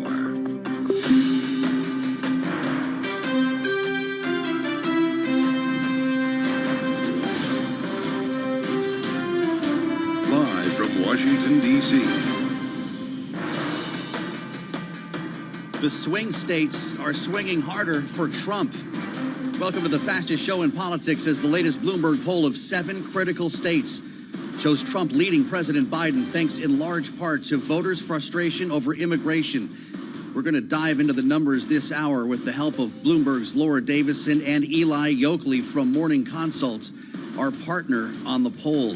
Later this hour, do we need a new CHIPS Act? The last one left out some pretty key components here, and we're going to discuss the national security implications with David Child of the Printed Circuit Board Association, a conversation you'll only hear in Washington and here on Balance of Power. It all starts after a look at Wall Street. Let's go to New York for an update now from Charlie Pellet. Hey, Charlie. Well, hello there, Joe Matthew. We are looking at a mixed day for the U.S. stock market right now. Dow Jones Industrial Average advancing by 15 points. S&P, NASDAQ, they are both in the red right now. Just under 2 hours to go until we get the Fed decision. Of course, 2:30 Wall Street time, we will have Fed Chair Jay Powell's news conference for you live right here on Bloomberg Radio. U.S. Treasuries rallied as data this morning showed hiring slowed at a faster than expected pace. 10-year right now, 3.96%. The 2-year, 4.22%. Gold up $13 the ounce, now at $20.50, higher by 0.6%. We've got Bitcoin today down 0.1%. Little change, 43,515 on Bitcoin, while West Texas Intermediate crude is retreating down 2.1% right now, 76.20 for a barrel of WTI. Lots of economic data today, specifically on jobs. And with that story, here's Bloomberg's Vidal Giudice. There's more evidence inflation is easing. The Employment Cost Index, a gauge of wages and benefits, moderated in the fourth quarter, rising at the slowest pace since 2021. Separate data from the ADP Research Institute show U.S. firms added a smaller than forecast 107,000 jobs in January, while income growth slowed. Looking ahead, the government issues official January payroll data Friday. Vinny Del Giudice, Bloomberg Radio. Lots of weakness in tech stocks today after last night's batch of earnings reports. Microsoft down 1.2%, Alphabet lower by 6.3%, Advanced Micro Devices, AMD down 2.7%. New York Community Bancorp shares are plunging. That's the regional lender that bought deposits from Signature Bank last year. It fell a record 45% after reporting a surprise loss for the fourth quarter and a cut to its dividend. Right now, New York Community Bank trading lower by 35%. Recapping, stocks are mixed. S&P down 39, down 0.8%. I'm Charlie Pellet. Joe Matthew, that is a Bloomberg Business Flash. All right, Charlie, we thank you, and good to see you in New York. We'll get back to Charlie for more updates on Wall Street throughout the 2 hours here that we're going to be talking about politics. Live from Washington, Kaylee Lyons off today. And greetings on this Wednesday edition of Balance of Power as we start with Bloomberg's poll that's making waves throughout the campaign cycle here. We're doing this month to month, tracking 7 critical swing states, and the latest now out. We ran this poll between Iowa and New Hampshire, and the findings are not great for Joe Biden as we see Donald Trump continuing to lead the president in these states that will likely decide the election. We're joined by 2 experts to talk about this here inside the Bloomberg newsroom in Washington. Laura Davison, who's got her fingerprints all over our reporting here. It's great to see you and great work, Laura. Also from Morning Consult, our partners on this poll, Eli Yoakley, the political analyst. Eli, it's great to see you. Thanks for being a part of the broadcast today.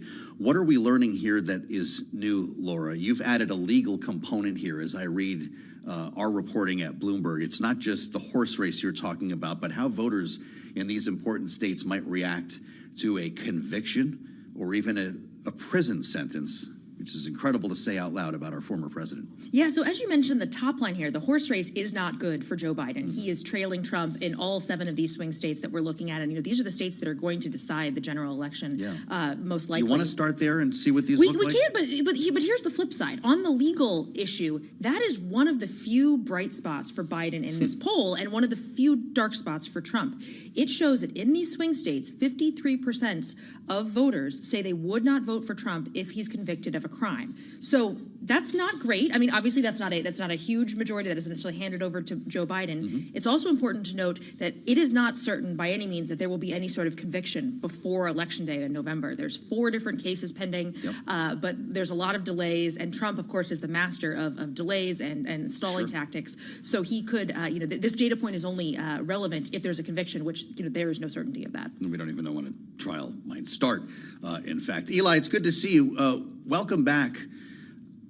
Just to add on to what we were just talking about here, 23% of swing state Republicans say they would not support Trump if convicted. What does that number tell you about the way voters are watching these trials, most of which have yet to unfold?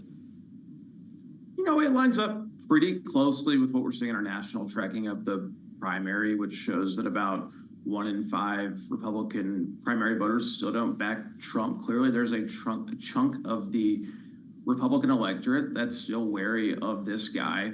I think the number that stood out to me the most on this question was the fact that 8% of people who are saying right now that they're planning to vote for Donald Trump would be very unwilling to do so. Right now, it's Joe Biden who has a big base problem in the general election electorate. That's something we've seen month after month in our surveys with you in the swing states and in our national tracking. This could help negate that for Biden when it comes to Trump. It could help weaken a chunk of Trump's supporters and open them up as we look forward to November. It's not certain. And the other thing is timing matters a lot in politics when this is top of mind for voters. But clearly it's a vulnerability for the former president. Let's be a little more specific here on the states, Laura. We're talking in all of these polls that we've been running with Morning Consult: Arizona, Georgia, Michigan, Nevada, North Carolina, Pennsylvania, Wisconsin. Trump is ahead in all of them in a hypothetical matchup. Some more than others. We see a 3-point spread in Arizona, but a 10-point spread, for instance, in North Carolina. Give us a broader view on why these 7. So these are the states that historically have been the decision makers, as well as states that Democrats, like North Carolina, for example, have kind of been eyeing as states that they may be able to win in the future. Obviously, a 10-point spread is not a good sign for Joe Biden, at least right now. But this is really a worrying sign. We've been doing this poll for a couple of months, for Biden at least, and that he is trending downward. When we first did this poll, he was tied in Michigan. He was up in a handful of states, but we've only seen this gap between Trump and Biden widen, all in the favor of Trump as we've been doing this since November. Amazing. And it seems, Eli, that Donald Trump has the border issue, immigration issue at his back here. What did we learn? And what does Joe Biden need to worry about? We just came from Iowa and New Hampshire, where immigration, the border, topped the economy by a long shot for voters, Republican voters in both states. I mean, the border issue, immigration generally, has been a problem for President Biden since day one.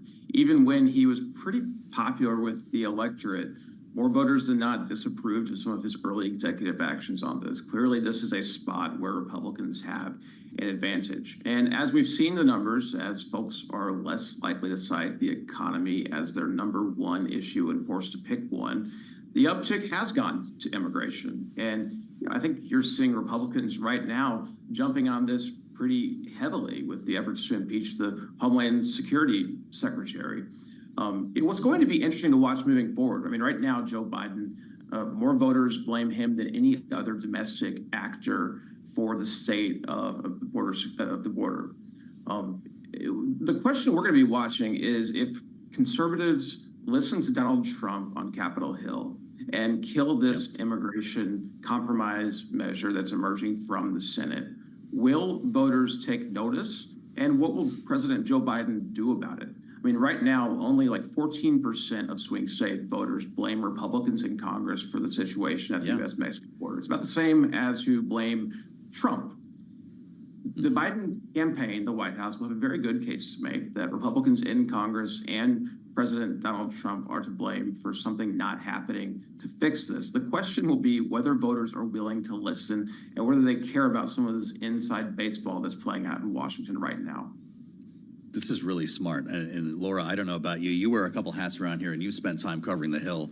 I'm just not sure I have a lot of faith, enough faith in the messaging machine coming from the Democratic side on this to get people's attention to realize in the minutia of this process that there's some sort of blame game going on here that might favor Democrats. But let's talk about these numbers. 61% of swing state voters say Joe Biden is at least somewhat responsible for the wave of migrants at the border. 30%, in contrast, blame the Trump administration. 38% congressional Republicans. There's a lot of work to be done, a lot of wood to chop for Democrats there. Yeah, immigration is not an issue that Democrats naturally want to talk about. I mean, they realize, the White House realizes there's a problem here, but Republicans certainly want to talk about this, and they have been talking about it. And there's been this deal on Capitol Hill, a bipartisan deal that they've been trying to hash out in the Senate.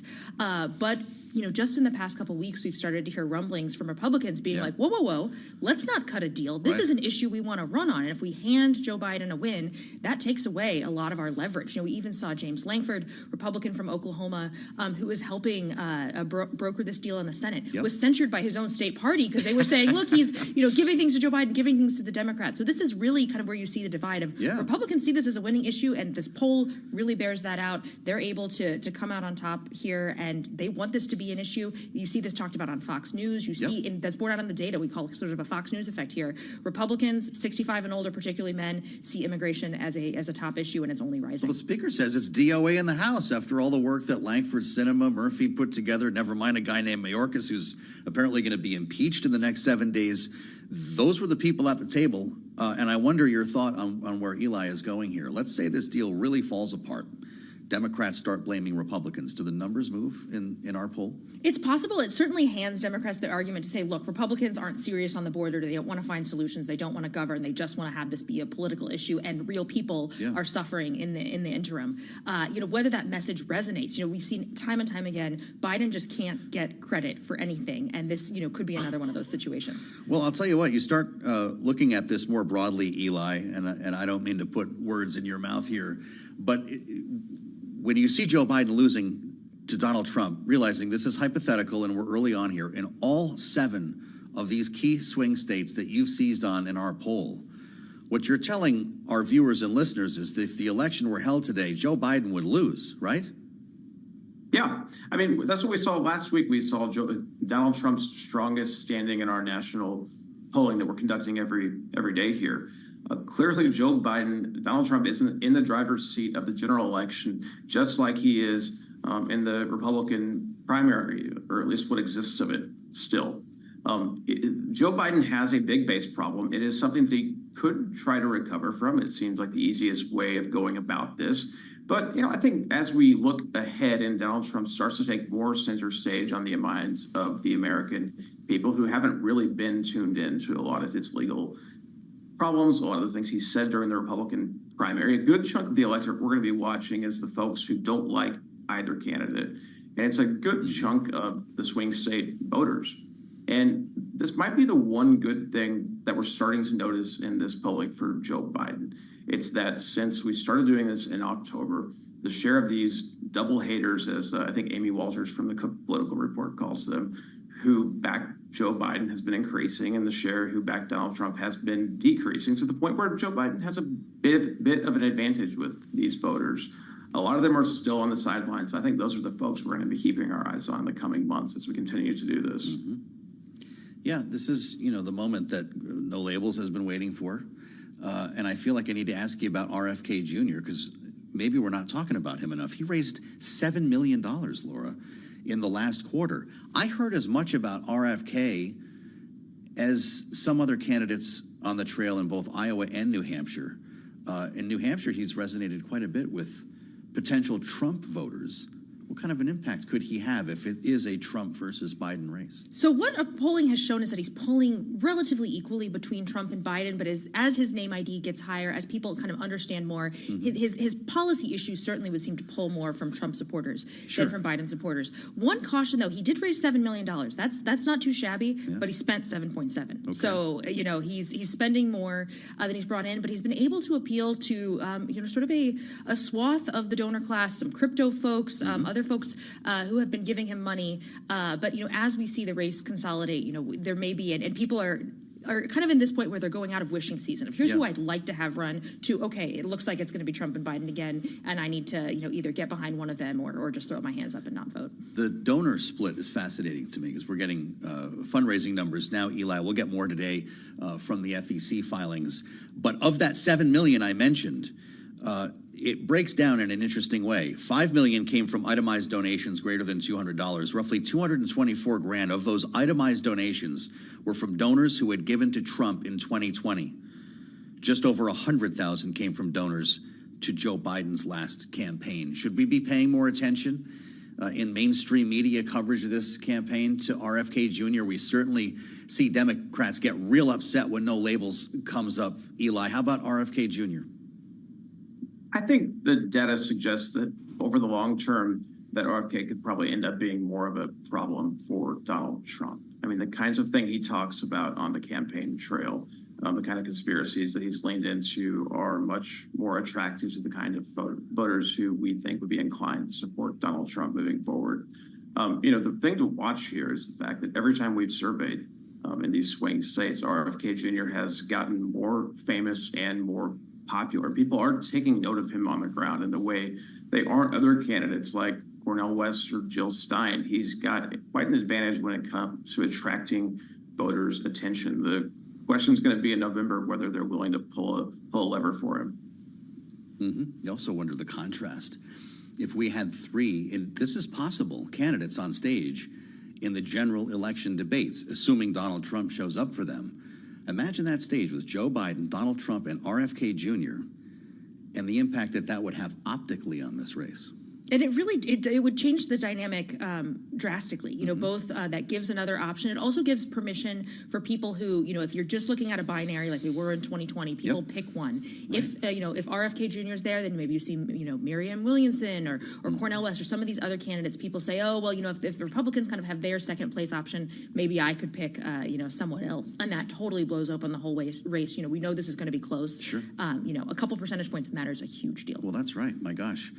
You get 3 on that stage, Eli. You do a Ross Perot, you get 20% here or 19%, and that's the race potentially.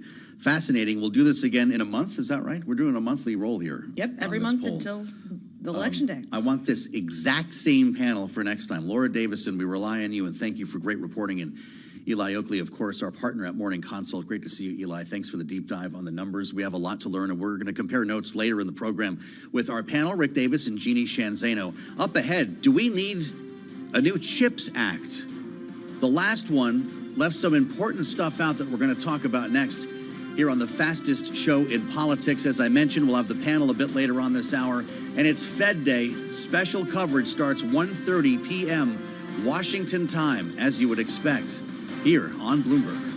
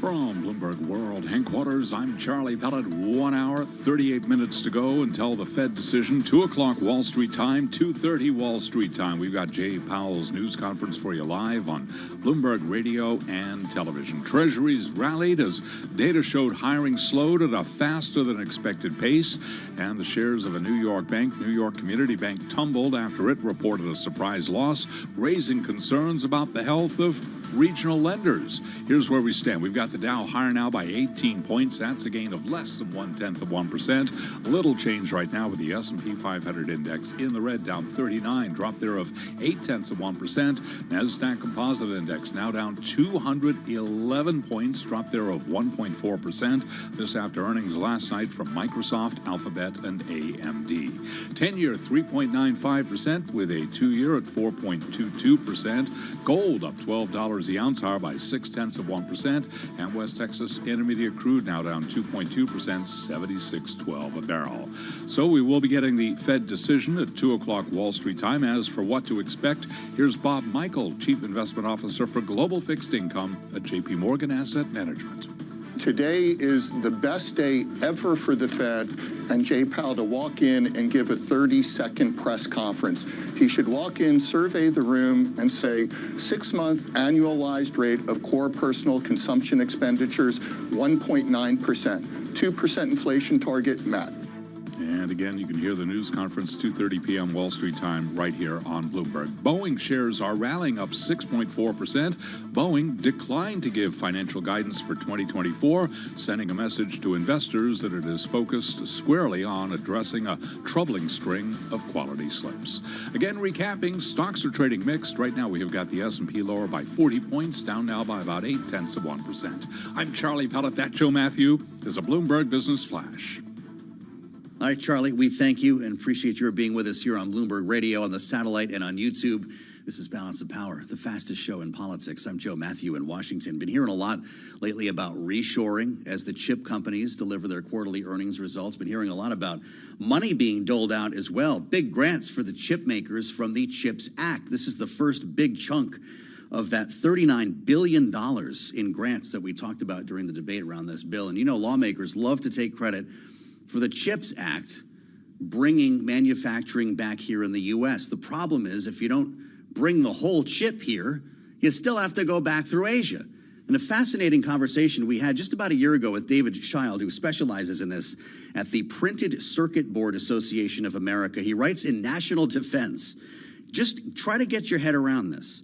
Remembering, we're reshoring chip manufacturing here domestically. You hear Intel and even Taiwan Semiconductor talk about their plans for massive foundries here in the U.S. Consider this. As David writes, what was lost in the legislative process was the rest of the microelectronics stack. Substrates connect a computer chip to a printed circuit board, which in turn connects to an electronic device. Chips don't function without those two components. And we now make only 4% of the world's supply of PCBs and less than 1% of those substrates. They're not in the CHIPS Act. David writes what this means is most of the new U.S. chip fabrication facilities, this is the part where your head explodes, now being built with the CHIPS Act funding and private investments, will still be shipped back to Asia to be assembled. And he's with us now. David Schild, it's great to see you in Washington. Thanks for coming in. Thanks for being here. You're the executive director of this association. Do you have ears on Capitol Hill? Yeah, we're seeing encouraging signs. The CHIPS Act generated $52 billion in taxpayer funds as an investment in semiconductors, but the private sector is putting its own money at the table. It's generated almost $450 billion in private commitments, and we think that the private sector will follow public action. We need the same initiatives for the rest of the technology stack. And that would be a similar investment by the government? Or are we in that $50 billion range for the rest of the stack? I think we can do it for a lot less. We've got, yes, bipartisan support for the rest of the technology stack. That's printed circuit boards and integrated circuit substrates. There's a bipartisan bill in the House, and we hope to have companion legislation soon in the Senate.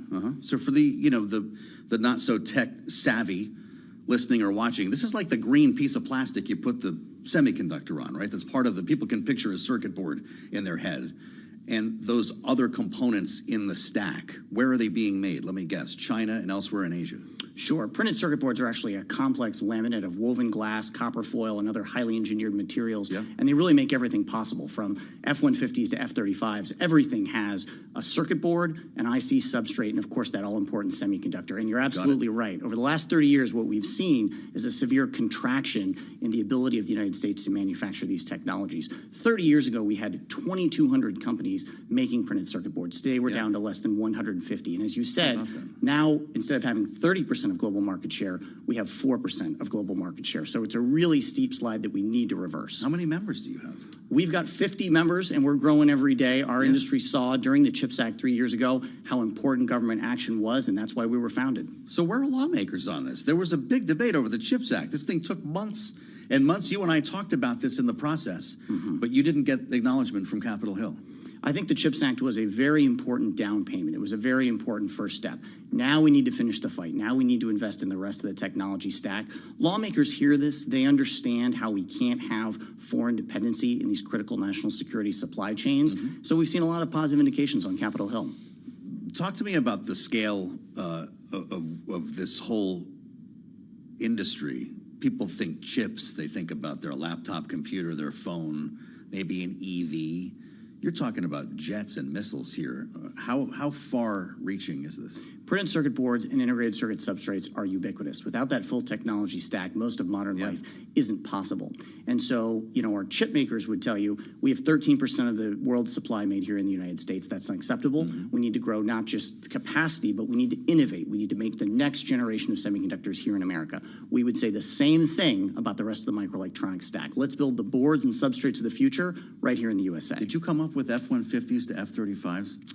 Whoever came up with that should get a raise. That's I appreciate very good. that. Thank you. Now, but you're writing in national defense. There's a reason for that. Yeah, absolutely. Almost every critical national security system has these technologies as a core of what makes them the world's best. And what we're seeing in the recent National Defense Industrial Strategy is the Pentagon saying to Congress, we have identified gaps in our supply chains, we have identified single points of failure, we have identified weaknesses. Now we need to act to correct those to make sure that we can get the raw materials that we need, the complicated microelectronics that we need to fund the systems that keep our men and women safe.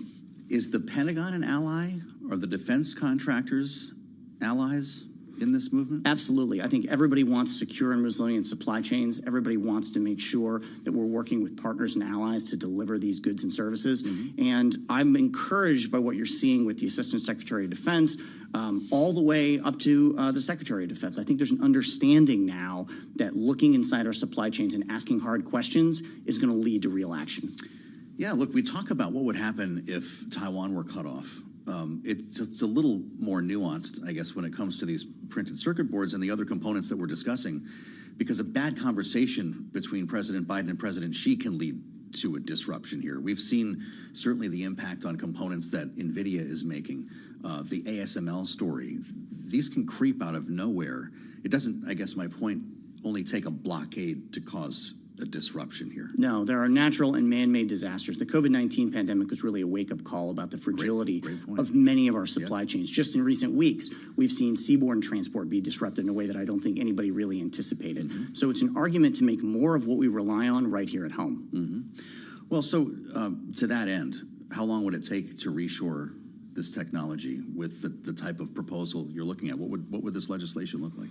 Well, it's taken 30 years to create this problem, and it's not going to be done in 30 days or maybe even 30 months. But the key is that we need to start now. The CHIPS Act it takes years just to open a chip foundry.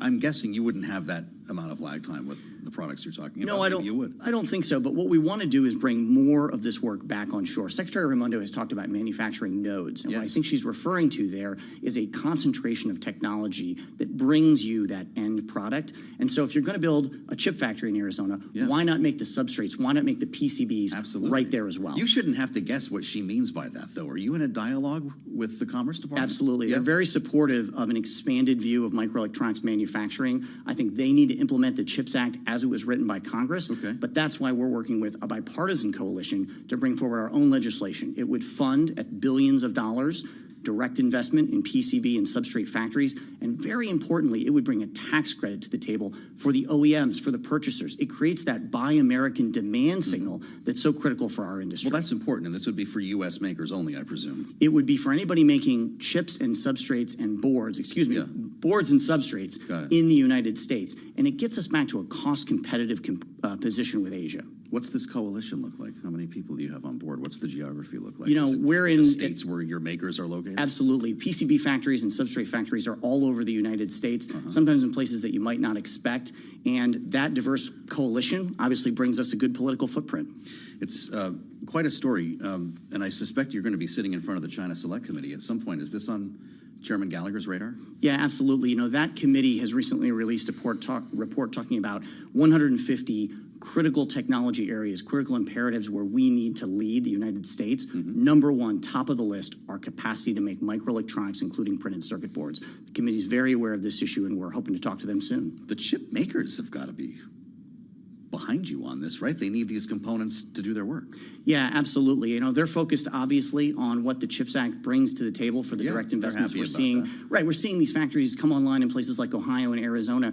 They're focused on expanding capacity. We've got to be a partner for them in this. Well, I'm glad you could come talk to us about it again. We'll stay in touch with David Child. It's the Printed Circuit Board Association of America. Yes, there is one.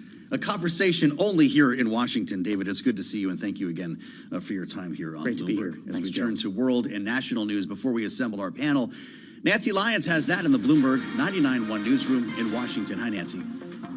Hey, Joe. The CEOs of 5 of the top social media companies are being grilled by the U.S. Senate today about child exploitation on their platforms. They've been accused of filling children's feeds with posts promoting eating disorders, suicide, drug use, or sex abuse. Senator Dick Durbin is the chair of the Senate Judiciary Committee. Today's smartphones allow users to make and receive calls and text, but they can also take photos and videos, support live streaming, and offer countless apps. With the touch of your finger, that smartphone that can entertain and inform you can become a back alley where the lives of your children are damaged and destroyed. Durbin says it is no coincidence that in the past week, ahead of today's testimony, several of the social media companies have taken new steps to address child exploitation. FBI Director Christopher Wray is sounding the alarm that Chinese hackers are preparing to target Americans. During congressional testimony, Wray warned that Chinese hackers are already working to target critical infrastructure, including water treatment plants, electricity, and natural gas pipelines. We cannot afford to sleep on this danger. As a government and a society, we've got to remain vigilant and actively defend against the threat that Beijing poses. Otherwise, China has shown it will make us pay. Wray says China has the largest hacking operation in the world, outnumbering the FBI's hacking experts by 50 to 1. He says his agency needs more funding to address the growing risks. Drought-stricken New Mexico is teaming up with Google to hunt for leaky water pipes using satellites. State officials made the announcement as they rolled out a 50-year plan for addressing dwindling drinking water supplies. Global news 24 hours a day and whenever you want it with Bloomberg News Now. I'm Nancy Lyons. This is Bloomberg.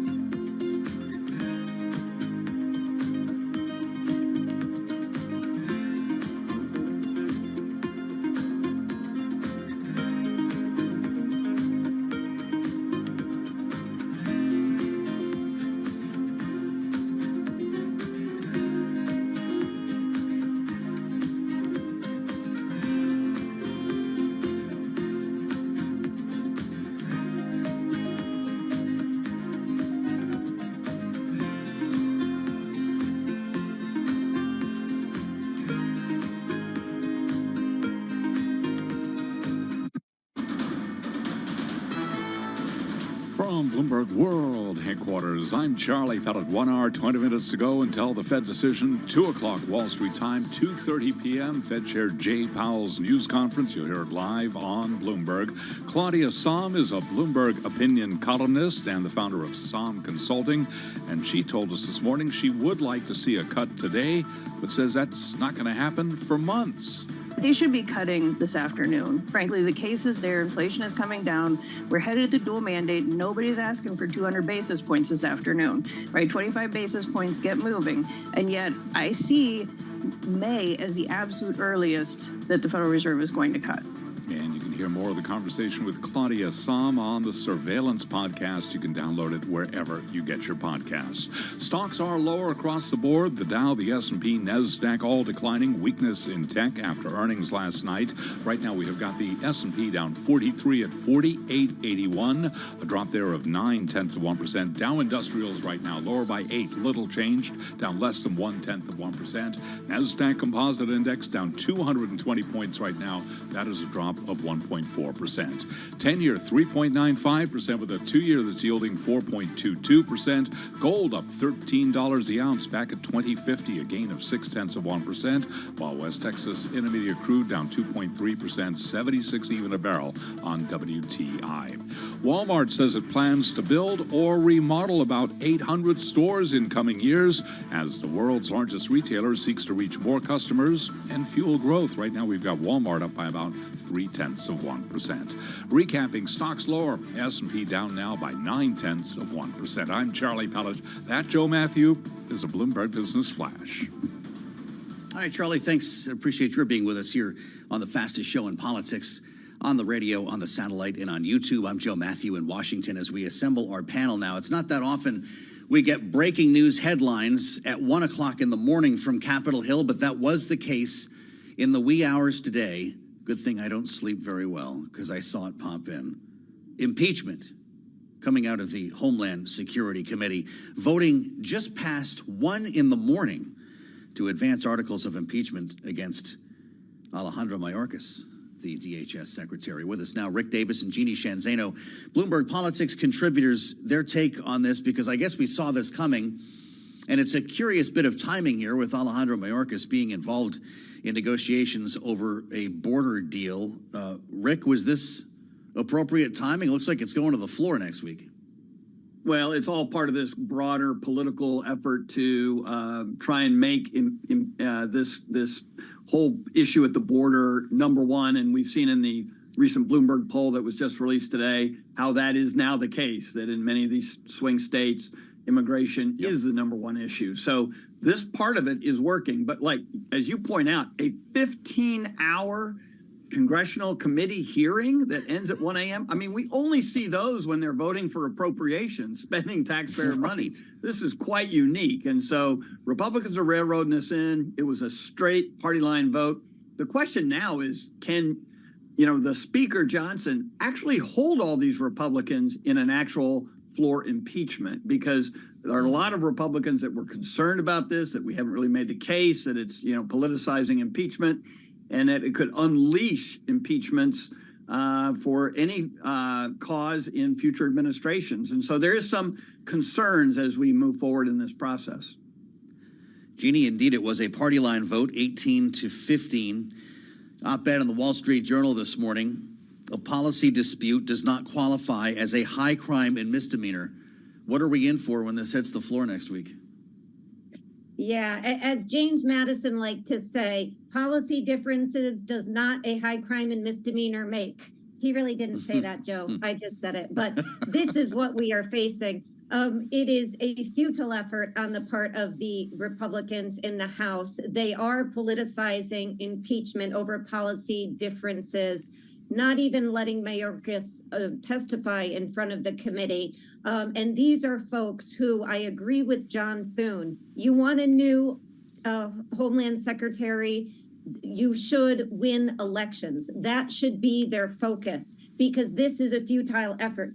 Even if Johnson is able to keep the House together and keep his caucus together and get this thing passed, can you imagine the Senate being required to hold an impeachment trial in the Senate now, how much energy and time that is going to take. If there is a crisis at the border, and there absolutely is, wouldn't we be better off legislating that and passing the bill rather than this futile effort at impeachment? The Republicans know that this is a political show, and they may pay the price for it in a way they don't expect. Well, I'm starting to wonder if this is going to be the ultimate action that's taken on the border here. There's still no text out from negotiators who say they're still working at it. And lawmakers are getting ready to leave town for 2 weeks. Rick, are you giving up on a border deal? You know, I'm not giving up on a border deal being voted on in the Senate and passed. There's a meeting literally going on right now in the Senate, policy lunch, that they're trying to hash out whether or not they have enough Republicans to move forward with this bill. And so if they do, I think you'll see this emerge before weekend. What is apparently going to move is a tax deal. This looked like it might be held up by Republicans in your state of New York, Jeannie. There's not any salt in this deal, but pretty interesting to see Speaker Johnson turn away from the New York delegation. He says he will bring this $80 billion tax bill to the floor today. And it looks like this is going to pass by a wide margin. You know, people listening to and watching Bloomberg are obsessed with salt. If not now, when, Jeannie? Well, I have to confess, I am one of them, being a New Yorker. This has been a huge, huge challenge for us in New York. And so the New York Republicans are critically important to, of course, Johnson, because they are the majority makers in the House. And so he does have to think about their interest. And we may see them do something like move a parallel bill to address salt relief, which again is something I joined the Bloomberg community of watchers in being obsessed with. But it does look like this bill, it's bipartisan, bicameral as it stands, is going to pass by a wide margin. It has to, because it has a 2/3 vote requirement, because it's under suspension of rules. But it does look like it's going to pass. And it is important in the child tax credit expansion in terms of helping to address the critical issue of child poverty. Did we learn anything about the speaker here, Rick? He sat down with New York lawmakers who were very upset. By the way, they're still threatening to disrupt floor action over this. Is it a good moment for Mike Johnson to say, no, we're doing this the way everyone planned here? It's going to pass by a wide margin? Yeah, he can stand up to moderates from New York, but he can't stand up to right-wing extremists from the South. I mean, yikes! Look, I mean, this is a tax bill. It helps small business and children. I mean, like you'd have to be nuts not to want to move this. And I get, while you know the New York delegation and some of the California Democrats want to see assault included. You know, they've tried to attach that to everything they could get their hands on for the last 2 years, and it hasn't been successful. So at some point, I think you got to wave the white flag and say, until Democrats get control of all three chambers, the White House, the Senate, and the House, you're not going to see any movement on this bill. Wow, amazing! It's amazing something gets done. I guess it says a lot about where we are here, that this is something to celebrate. Jeannie, I guess the question is the store closed after this? What else passes this year after a tax deal? Well, you know, I was just listening to the hearing with the social media companies. I would love to see something pass on that. So there may be other areas of bipartisan and bicameral support, if not protecting our children from the social media companies. I can't imagine what else. And I would just remind Rick, those were New York Republicans. We're all suffering here in New York, Rick, on the salt. This is my big stand. So please consider it. You're not done yelling about it either. Boy, talk about an issue that will not go away, and half the country doesn't even understand what it is we're talking about. Look, we'll let you know what happens later. Looks like it could be a late vote on the tax deal. We'll be talking about it on Balance of Power a little bit later on this evening here, but we do have a couple of things to learn today. We're going to stick with our panel for their thoughts on the campaign trail. Fundraising numbers are coming out, and we're learning as well how much Donald Trump is spending on his legal bills. It's a bigger number than you've heard of before. We'll talk about that with Rick Davis and Jeannie Shanzano. Coming up next hour, not only our Fed special, before that, our conversation with Congressman Chuck Fleischmann, the Republican from Tennessee, will be with us in the throes of debate here on Capitol Hill. Thanks for joining us. I'm Joe Matthew. This is Bloomberg.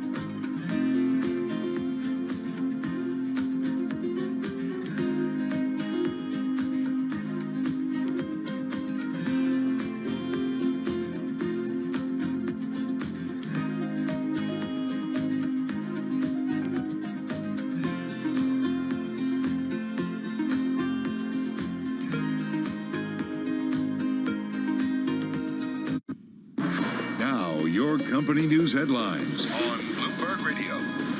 From Bloomberg World Headquarters, I'm Charlie Pellet. Microsoft, Alphabet's Google, and Advanced Micro Devices, three companies working harder than nearly anyone to weave artificial intelligence into their products, are finding that investor expectations for the technology are hard to meet.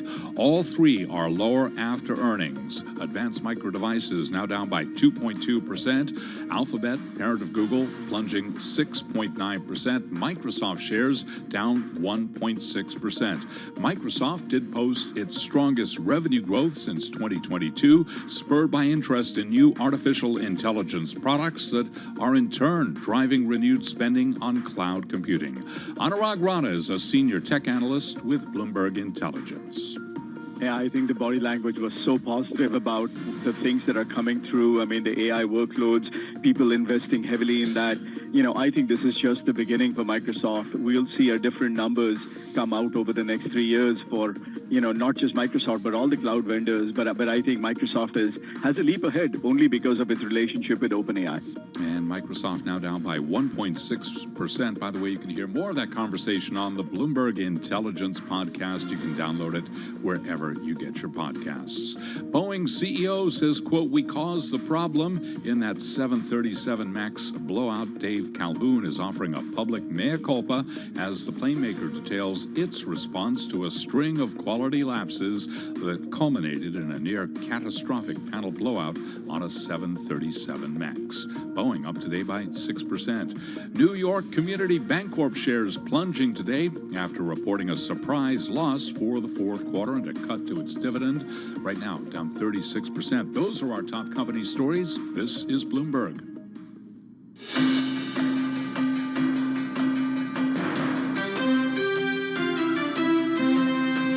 You're listening to Balance of Power with Joe Matthews. Quarterly filings coming out today from the FEC. We're going to have more to chew on a little bit later, but reporting from Bloomberg, matching that from the New York Times, shows Donald Trump's super PACs here, combined two PACs, spent $50 million. And this is over the course of the year here, 2023, in donor money on legal bills, on the lawyers, on the court cases, on investigation-related expenses. Most of that cash raised immediately after the 2020 election. It's been spent to the point now where Donald Trump is transferring money from MAGA Inc. to Save America PAC, which has been doing the bulk of the spending, now directing, check this out, 10% of donations from everyday folks to pay the lawyers. We reassembled our panel. As I mentioned, Rick Davis and Jeannie Shanzano are here. Rick, this doesn't seem to be putting a dent in small donations to Donald Trump. Most of his supporters say that they are happy to help him pay the cost of his legal bills. How long does that go on for? Yeah, look, I mean, as long as he is successful in fighting these lawsuits, he can claim that the money's being well spent, right? It's keeping him in the political world and out of a conviction. And we know from the Bloomberg poll that was released today that if he is convicted, he loses a lot of significant vote, even from parts of his base. And so almost 1 in 5 of his voters say that they won't support him if he's convicted. So this is all sort of circular economy to him. Give me your donations. I'll use them for my lawyers to keep me from being convicted so that you don't want to not support me in the general election. So it's bizarre, but I would say it is a handicap for the campaign itself, because even though you may argue that the cases have helped Trump, what he really is depending upon is that the campaign helps him. The ads, you know, the travel, it's not inexpensive to move Donald Trump around, all the stabs in the key targeted states, get out the vote, ID. All of this costs money, of which these paying lawyers is a drain on that. Incredible stuff, Jeannie. Nikki Haley tries to get to this on Twitter, retweeting the story about the $50 million spent. Another reason, she writes, Donald Trump won't debate me. His PAC spent $50 million in campaign dollars on his legal fees. Will anyone care? You know, I think going forward, the more people realize and recognize that this is happening, we may see them start to care, although it hasn't shown in the polls yet. But, you know, if Donald Trump would listen to somebody like Rick Davis, he would understand that this is a problem for his campaign that he's got to recognize. And the fact is he's not. You know, Joe, you were up last night. I was up last night doing my duty of watching Truth Social. And what was he doing? He was posting that he is interviewing new lawyers for his appeal in the E. Jean Carroll case. So this is not something that he's backing away from. You know, 50 million now. Well, these lawsuits haven't even started yet. They're all coming down the pike. He's now got to appeal the 83.3 million that he lost to E. Jean Carroll. So, you know, these are coming fast and furious. I think 50 million is now just going to be a drop in the bucket. And his campaign, to Rick's point, I think they are going to start to feel these effects. Whether it reflects in the polls or not is another question. We've never, ever been here to have any way to balance this or see, you know, get some kind of hint historically as to what kind of impact this might have. Uncharted territory, as we like to say. To Rick's point, the Bloomberg Morning Consult poll out today shows more than half of swing state voters say they would not vote Trump if he were convicted of a crime. That number goes up to 58% if, in fact, Donald Trump is sentenced to prison. We're going to have more from Rick and Jeannie next hour on the poll. Also, our conversation with Michael McKee. It's Fed Day, and Hour 2 starts right now.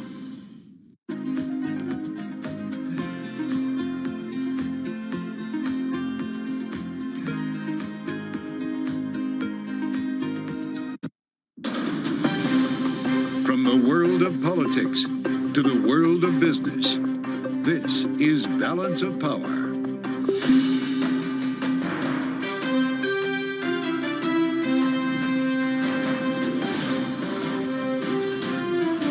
Live from Washington, D.C.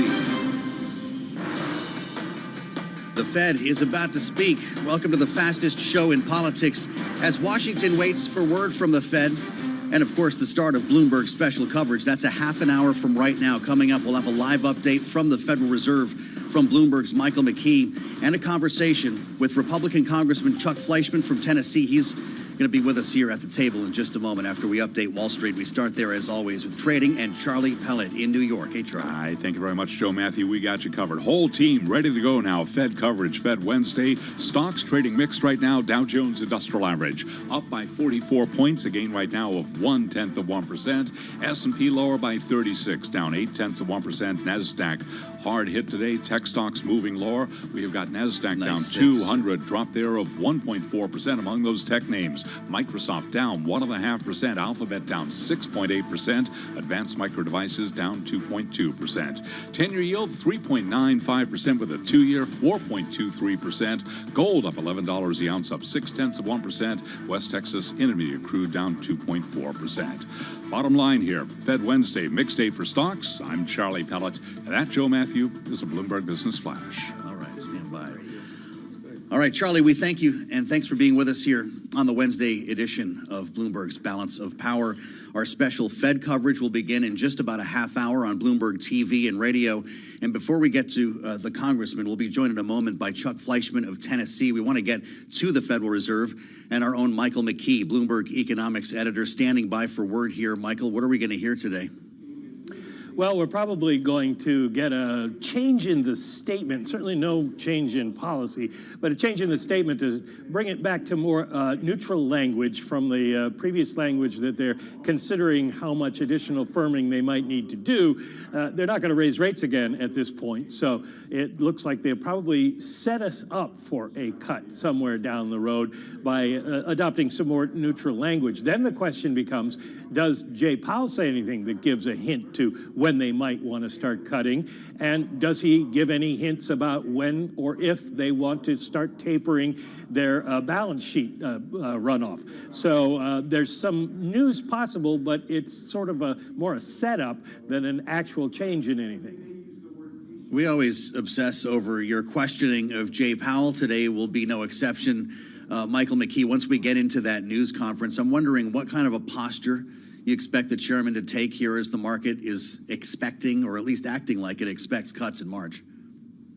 I suspect he's going to talk about being patient and waiting to see the data, and that the Fed isn't pre-committing to anything. The idea that they might go to a more neutral stance will set the markets off and probably get some people buying into March futures. But at this point, the Fed doesn't want to have anybody going too far in that direction. And so Powell will stand back and say, we know that we're going to have to cut it, or we're going to want to cut at some point, but we don't know when yet, and it's too early to say that we would do it in March. Is the balance sheet going to be the biggest bit of news then we get out of this meeting today? It may be, but they may not be ready to announce anything there as well. Lori Logan, the Dallas Fed president, had talked about the need to maybe start tapering their balance sheet runoff in the near future, and the minutes showed that they got a briefing on it at the last meeting. But all of this depends on when they get to a level of reserves that is too low for bank use, and so they don't know where that is or when that is. And through their surveys and through their observation of the markets, they may decide that they don't have to do it right now. So we don't know, but because it's been brought up, there's some thought that they might give us some hints about what their plans might be. Well, the peanut gallery is getting pretty loud around here in Washington right now, Michael. Lastly, I just wonder to what extent Jay Powell is feeling political pressure as we get into an election cycle. Now you've got Sherrod Brown, the chairman himself, calling for cuts early in the year, is how he put it. Obviously, Elizabeth Warren is already banging the drum. How much pressure is the chairman feeling today? I don't think he's feeling any real pressure. It's pretty much the same as always. The politicians would like to see rate cuts, especially in an election year. And Powell will probably be asked about it today and say, we don't let politics interfere. Our job is the economy, and we'll just stick to that. Maybe he's like that kid in the back seat who puts his hands over his ears and says, yeah, I can't hear you. Don't make me pull the car over, Michael. It's good to see you. We'll be watching for your coverage coming up starting 1:30 p.m. That's 25 minutes from now. Washington time, live from the Federal Reserve. Michael McKee, as we add the voice of Chuck Fleischman, the Republican from Tennessee's 3rd, is with us here in studio at Bloomberg today. Congressman, it's great to see you. It's always a Happy pleasure Fed to be Day. with That's you. like Christmas Day around here at Bloomberg. It's a big deal for us, of course. It is a big deal. And it deal. speaks to a lot of the fiscal issues that you've been dealing with in the House of Representatives as we consider the fact, you can tell me, this government is poised to shut down a month from today. Are we going to get a budget? I think so. Yeah. I'm optimist. I'm the eternal optimist. I am an appropriator. I chair the Energy and Water Subcommittee of Appropriations. So I'm in meetings with not only the Speaker of the House, but with all the other subcommittee chairs who we affectionately refer to as cardinals. Some of the bills are easier than the others. The Energy and Water bill is a much easier bill than some of the others, like Labor, Education, Health and Human Services, Homeland. But I do think we're going to get a budget. I don't think we're going to get a government shutdown. In my view, government shutdowns are always bad. I have worked through 3.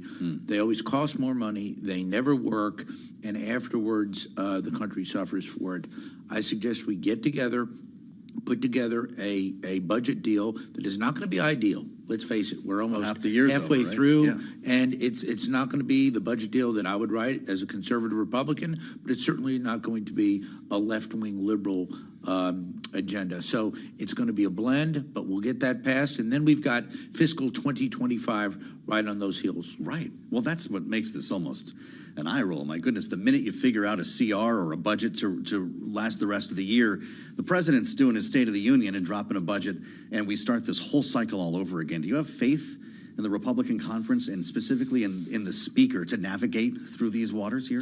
I do. The Speaker was hasn't been coming easily, Congressman. No, it's not. But think about the hand that the Speaker has been given. We started the election cycle, this Congress, with about a 5-seat majority. Right now, with the illnesses, with the people who are out, we have a 1-seat working majority with a conference with 3 wings, a moderate wing, a center-right wing, which I belong to, and a further right wing, all of whom I respect very much. Then you've got the whole Democratic side of the aisle, where we actually get little or no cooperation. So the environment is difficult. I applaud the Speaker for the job that he's doing, given the hand that he has dealt on a plethora of issues. So he's doing the best job he can do, given the circumstances. But let's get a budget passed. I think we will. And the worst thing that I think we could have is a shutdown. The second worst is a year-long CR, continuing resolution. Second worst. Yes. Yeah. It's come up Yes, more it than has. once. That would result in an across-the-board cut and an even more severe cut in defense spending. That's the issue here, Absolutely. right? In a very dangerous world at a very difficult time. You're right. Well, fair enough. How about we reach for something more positive? You're going to vote on something tonight, I understand, and A it's going to tax pass. bill. That alone Yes. is worth a headline. Yes. And it's a tax deal that it seems to be making both sides happy here. This is evidence that something can get done. Well, let me speak well of our friends on Ways and Means. Okay. As an appropriator, I'm going to say something nice about authorizers. They have worked very hard. Chairman Smith has worked very hard to come up with a deal that makes good sense. The tax extenders for research and development, which is very important to my great state of Tennessee, where we do so much of that work, not only in the private sector, but it is just so important. There's something really almost for everyone. It's a good bill. Once again, not the bill that a conservative Republican would just draw outright, but the reality is, given a bitterly divided House, a bitterly divided Senate, and in many ways a very ambiguous, and I'll be kind, White House, getting this tax bill passed is important. I will be a yes vote. My constituents want it. I think it's good for the country. And it needs 2/3 to pass. It sounds like it's going to get it. Yes. Do you see this clearing that hurdle? And for our listeners, that means it will be coming up into what we call suspension. There will not be a precursor rule. Why? Because the Republican House can't pass rules now. When I came to Congress, I would have never told John Boehner I was going to vote against a rule. But that's another story This is for another Schoolhouse day. Rock with Chuck Fleischman. This is fantastic. That's exactly right. So bottom line, it will be up on suspension. It does require 2/3. So you will see a large, I think, bipartisan vote, and the Senate will comply, and I think the president will sign it. The border matter seems to be a very different story. Speaker says it's DOA in the House. Is that true, or, Yes. or is there's no path for this? Not in its current form. The Speaker's right. In my prior life, my prior Congress, before I was able to accede to energy and water, for which I'm infinitely thankful, I was the ranking member, highest Republican, on Homeland Security appropriations. So I funded the wall. I did all of those things on Homeland.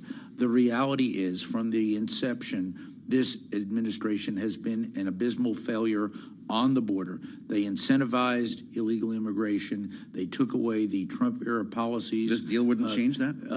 No, it would not. And actually, the president has his own executive authority under the Constitution, in my view, and I think under existing Supreme Court precedent, to basically fix all the mistakes that he's made. He could reinstate stay in Mexico. He could reinstate some of the other policies that would immediately secure the border. What I think, unfortunately, the president is doing, he's pandering for a political lifeline that is long left. Democrats look at this. They say, listen, you guys have been asking for a deal on the border for a generation here. We're finally giving you, we'll even talk about parole. And because Donald Trump's on the phone with the speaker, it's not going to happen because this is supposed to be an election year issue. Is that wrong? Is that misguided? I do think it's misguided. The reality is President Biden has been lost from the beginning on the border. He's listened to his friends on the left who have, again, incentivized illegal immigration. 8 million illegals have come into this country, and we don't know from where, what their agendas are. So why not pass the bill on the border? Well, because the bill does not go far enough. It does not do enough. And the easy answer is follow the existing laws on the books, disincentivize illegal immigration. You want H.R. 2.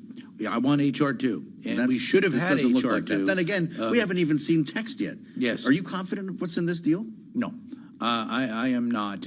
In terms of what the Senate is trying to do, again, I think it's an abysmal failure. But you're confident that you know what's in the deal. You're hearing. Yes, we've heard enough things from your office. It's rather nebulous, and I'm hearing from our constituents. The American people don't want a Band-Aid on a stab wound. Yeah. The American people are going to hold Biden-Harris responsible in November for the failure on the border and really putting our country at risk. Well, so then, of course, begs the question, Congressman, as we spend time with Chuck Fleischman of Tennessee, what happens to Ukraine? Would there be a standalone effort to help our ally in a hot war with Russia? Well, I think we have to talk about border. We have to talk about Israel. One of my things is I want to see Israel get a supplemental. Well, Joe Biden says, I already sent you that request for all of that, and it got shot down. And understanding that the offset for the IRS was a good idea. I applaud the Speaker for doing that, but it's dead on arrival in the Senate. Let's look at the political reality. We've got to get something for Israel. I think that is critically important. Having said that, with Ukraine, ultimately, I think there will be some type of an aid package. These may end up having to be standalones, but the border is very important. Israel is important, and Ukraine is important. Our allies are looking to us, but there's so many things going on, and I hate to be partisan right now. The pausing of the natural gas deal was just devastating to me and to our allies, and I think we just wonder what direction is this administration going. Sadly, further and further left. Are you encouraged to see us, though, as the world's lead exporter of natural gas? This is an administration that is typically criticized for not allowing the industry to increase production. We're at an all-time high right now. And we need to continue to be. Once again, basic economics. If your station is famous for something, it's great economics, right? Supply and demand. There is abundant oil, natural gas resources in this country. We need to incentivize production. We will do that.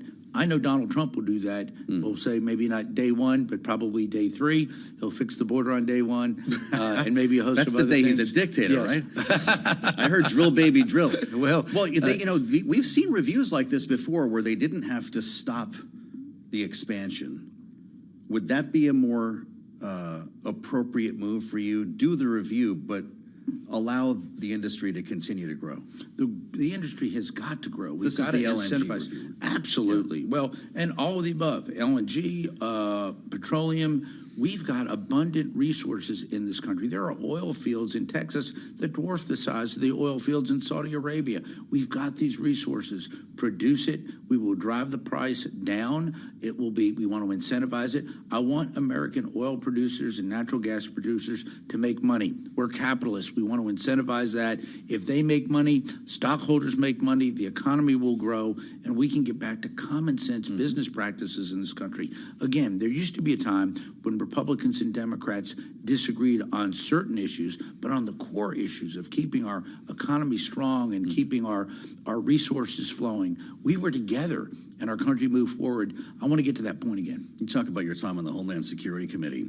Yes. I got a headline on my phone at 1 o'clock in the morning. Committee votes to impeach the Secretary of Homeland Security, Alejandro Mayorkas. And it's interesting, the tentacles of all these stories are intertwined because he's at the table in these border negotiations. And it looks like this is going to come to the floor next week. Will you vote to have him impeached? I want to look at what the committee does, and so I can make a distinction. That is the Homeland Security Standing Authorization Committee. I was the ranking member on the Homeland Security Appropriations Subcommittee. So I was the funder. I funded Wall, funded ICE beds, funded all the different things that sadly this administration did not take up, whether it's technology or otherwise, to secure the border. You have a good sense of this, though. Does firing the secretary do anything to change the policy behind him? Well, I think the problem starts with President Biden, candidly. It starts at the top. So what difference would it make? Well, I think Mayorkas, and I know Ali, could have done a better job in following the law, enforcing the law, and doing things to disincentivize illegal immigration. So you believe he further weakened the border as an individual Absolutely. member of the administration? Absolutely. But he's getting his orders from up top. Harry Truman said the buck stops here. The buck stops with Joe Biden on the border. It's his failure.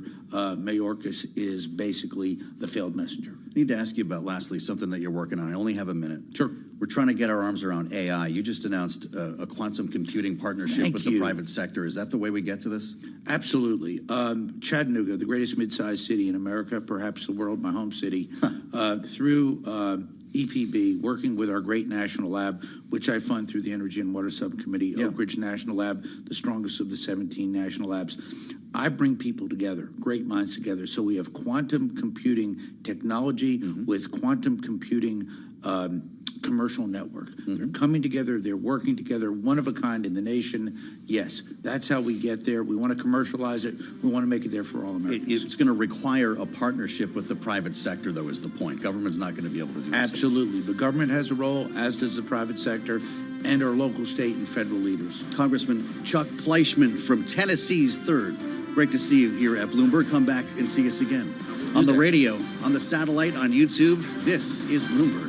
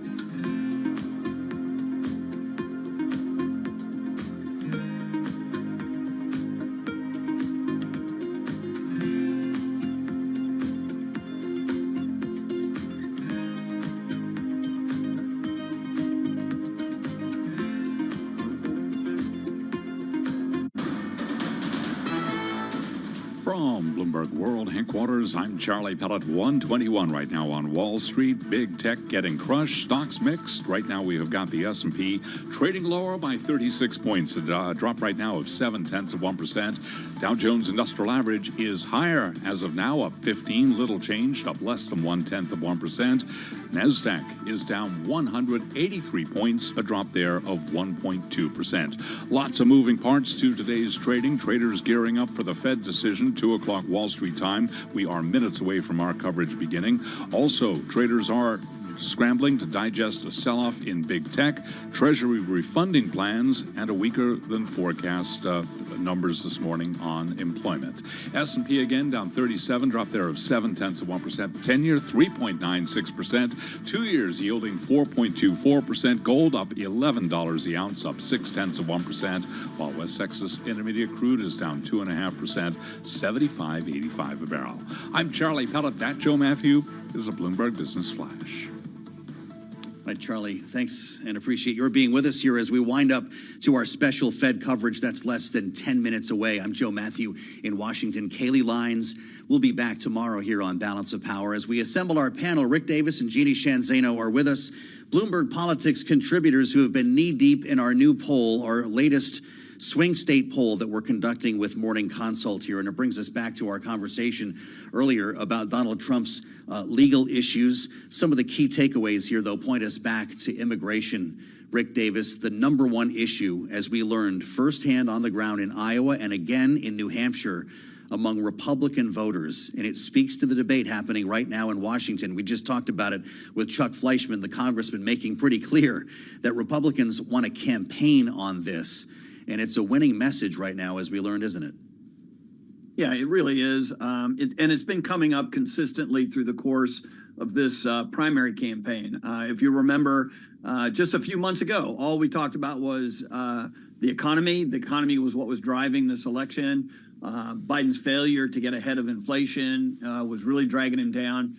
But what's interesting is, in addition to the regular increase in immigration as people's top issue, there's been a precipitous downturn in this survey since the last one of the economy being the top issue. In fact, in some states, as much as 5 to 8 to 10% decrease in the economy being people's number one concern. And so maybe that's helpful to Biden. I mean, we're making some guesses in the data that takes some of the pressure off of his administration of the economy, which could have been a good news item this summer as the economy continues to improve. But then it was replaced by a very bad issue for Biden, and that's immigration. So that dual movement of immigration up and economy down is really going to put the Biden campaign in a tough spot. This is fascinating, Jeannie. That was supposed to be the job for Joe Biden. Just get inflation licked, you can win re-election. Now we find that as the economy shows improvement here, as Rick is saying, 61% of swing state voters say Joe Biden is at least somewhat responsible for the wave of migrants at the border. Only 30% blame the Trump administration, 38% blaming congressional Republicans. How does he turn that around if Republicans won't make a deal? Well, I think a couple things. Number one is, voters are absolutely right. You have to look at their leaders in office at the time to secure your country and to secure your border. So this is not a surprise that they are blaming the president because he is in office right now and the numbers over the border are up. That said, I think we also need to think about the intricacies of this issue. When we define border, as I was just talking about it, in terms of security, yes, it is a big problem for Joe Biden. But when people start to focus, and I think they will as we get closer to November, on the issue of immigration and what Donald Trump has said he would do, which includes mass deportations, deputizing citizens to remove people from the country, detention centers, family separation. Those are things that don't work quite so well with many voters, particularly in these all-important swing states, independents and moderates. So I think we need to be very, very careful about lumping immigration all together. There is security, and Joe Biden has moved on that, and rightly so. He's going to sign this bill if it's passed. There's also immigration, and on that, Donald Trump, when his plans are discussed more frequently and we look more at what he's got to say, it is not in keeping with what most people define as American policy towards people seeking asylum. Let's look at the states as our viewers on YouTube and TV can see right now. Arizona, Georgia, Michigan, Nevada, North Carolina, Pennsylvania, Wisconsin. Rick Davis, Donald Trump is leading in all of them by single digits. It depends on where we are. North Carolina is a 10-point spread. If these 7 states in our hypothetical world here, where Donald Trump is again running against Joe Biden, if these 7 states are going to decide the next president, that means Joe Biden would lose if the election were held today, correct? Yeah, it's a clean sweep. States like Georgia and Arizona that Biden won, historic wins for a Democratic presidential candidate. Arizona's close. Trump's only up by 3 points in that one, but Georgia looks like it's moving away. Trump has an 8-point swing over that. And so we've seen these much closer in earlier polls that the Bloomberg swing state poll has taken. So there's no question that winning primaries has probably boosted Donald Trump in the eyes of supporters and people who are interested in seeing him as an option for president. They seem to be migrating to him. And we've talked about this on the program before. Nothing better than beating somebody else to make yourself look more politically viable. Biden has not got that opportunity. Nobody's going to think twice about his primary. And so he has to chug through it. But I'd say there was a major thing that was announced. We talked about money earlier in this program. Yep. A Biden super PAC put $250 million into a media buy starting in August after their convention. It'll run through the election. That is a historic level of media being bought in a general election. And Donald Trump's going to have to find a way to be able to compete with those kinds of onslaughts when it comes to general election. I'm glad you mentioned that, Rick. $250 million, Jeannie. I don't even know how you reserve that many ads here. We learned in the last 24 hours, and Bloomberg is reporting this now, $50 million spent by Donald Trump's super PACs on legal fees over the course of 2023. How can he match Joe Biden in ad spending if he has to pay that much to his lawyers? Well, it's going to be very tough. And of course, we know he's got a lot more coming up that he's going to have to pay lawyers for. And, you know, just as we were talking about the downsides of being an incumbent for Joe Biden, he is responsible for the border. The upside is he hasn't had a primary challenger that he's had to spend a lot of money against. So all of that money he has, they are spending or waiting to spend, and they have a lot of it. So it is a benefit to him that's there. Another benefit in the Bloomberg Morning Consult poll, the number of people who say that democracy is one of the most important issues. It came in at 87%, besting immigration. I don't know if it will be there in November, but that's something that Joe Biden's even with Donald Trump on. So that's going to be something they're going to talk an awful lot about as we go forward. Of course, one of our big takeaways here as we approach our special coverage of today's Federal Reserve meeting, Rick Davis, is more than half of swing state voters would not vote for Donald Trump if he were convicted. Even more, 58% say they would not go there if he was sentenced to prison. I guess it's no wonder he's diverting 10% of donations to the super PAC paying his legal bills. Yeah, look, I mean, this is an existential issue for him in his campaign. This is why he's working so hard to get all these trials put off until after the election's over. But look, I mean, it's going to cost him even more money, right? The $50 million that we described that he's already spent was 2023 money.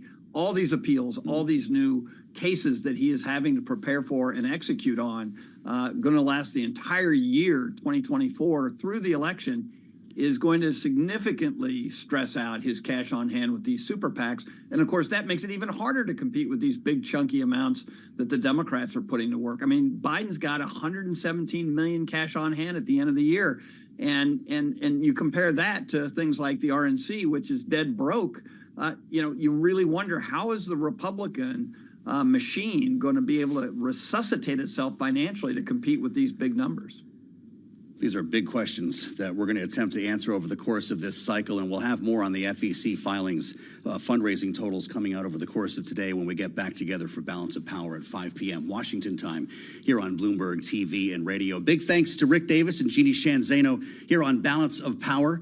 Great to see both of you, and great analysis as we prepare for some news here from the Fed. And we hand things over. A special edition of Bloomberg Surveillance, The Fed Decides, starts right now. News when you want it. Get the latest headlines with Bloomberg News Now. Worries that the Israeli-Hamas war may be widening. The top headlines from Bloomberg News, updated continuously throughout the day. A major energy company merger could be in the works. Get the latest news when you want it with Bloomberg News Now. A soft landing for the U.S. economy is looking more likely. Listen on Apple CarPlay and Android Auto with the Bloomberg Business app. And anywhere you get your podcasts. Bloomberg News Now. Context changes everything. Serious? Are we letting him back on a show? Is that happening? There's going to be some interesting TK's back. explanation. Live from New York City for our audience worldwide. Bloomberg's The Fed Decides starts right now. This is a special edition of Bloomberg Surveillance with Tom Keene, Jonathan Farrow, and Lisa Abramowitz. Bloomberg Surveillance, The Fed Decides. Live on Bloomberg TV and radio. Good afternoon, good afternoon. Counting you down to another Fed rate decision and Chairman Powell news conference alongside, drumroll, Lisa Abramowitz, Jonathan Ferro, TK back in a hot seat from New York City with about 28 minutes to go, TK, until that Fed decision.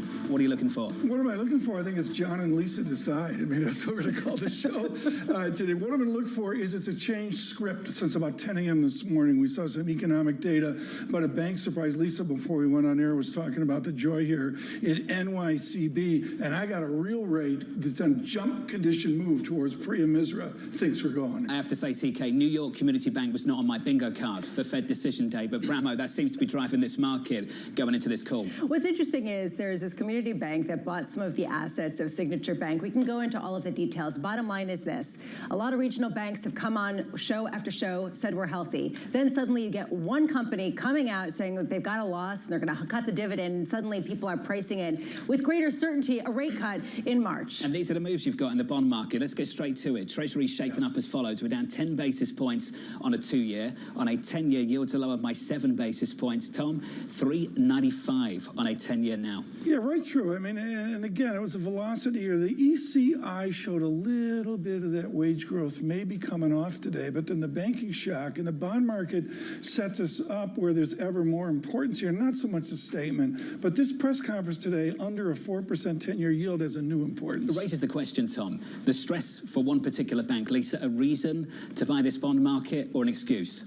Maybe it's an excuse for the Fed to cut rates because that might be what they want to do anyway. And I think that might be what people are leaning into. As far as whether it's an excuse or a reason, I would suggest maybe it's an excuse based on some of what we've heard. That said, still a lot of concerns about commercial real estate. We are going to get someone better than I speaking about this coming up. JP Morgan's Priya Misra, as well as Deutsche Bank's Matt Lazzetti. They will be taking us up to the rate decision at 2 p.m. Eastern.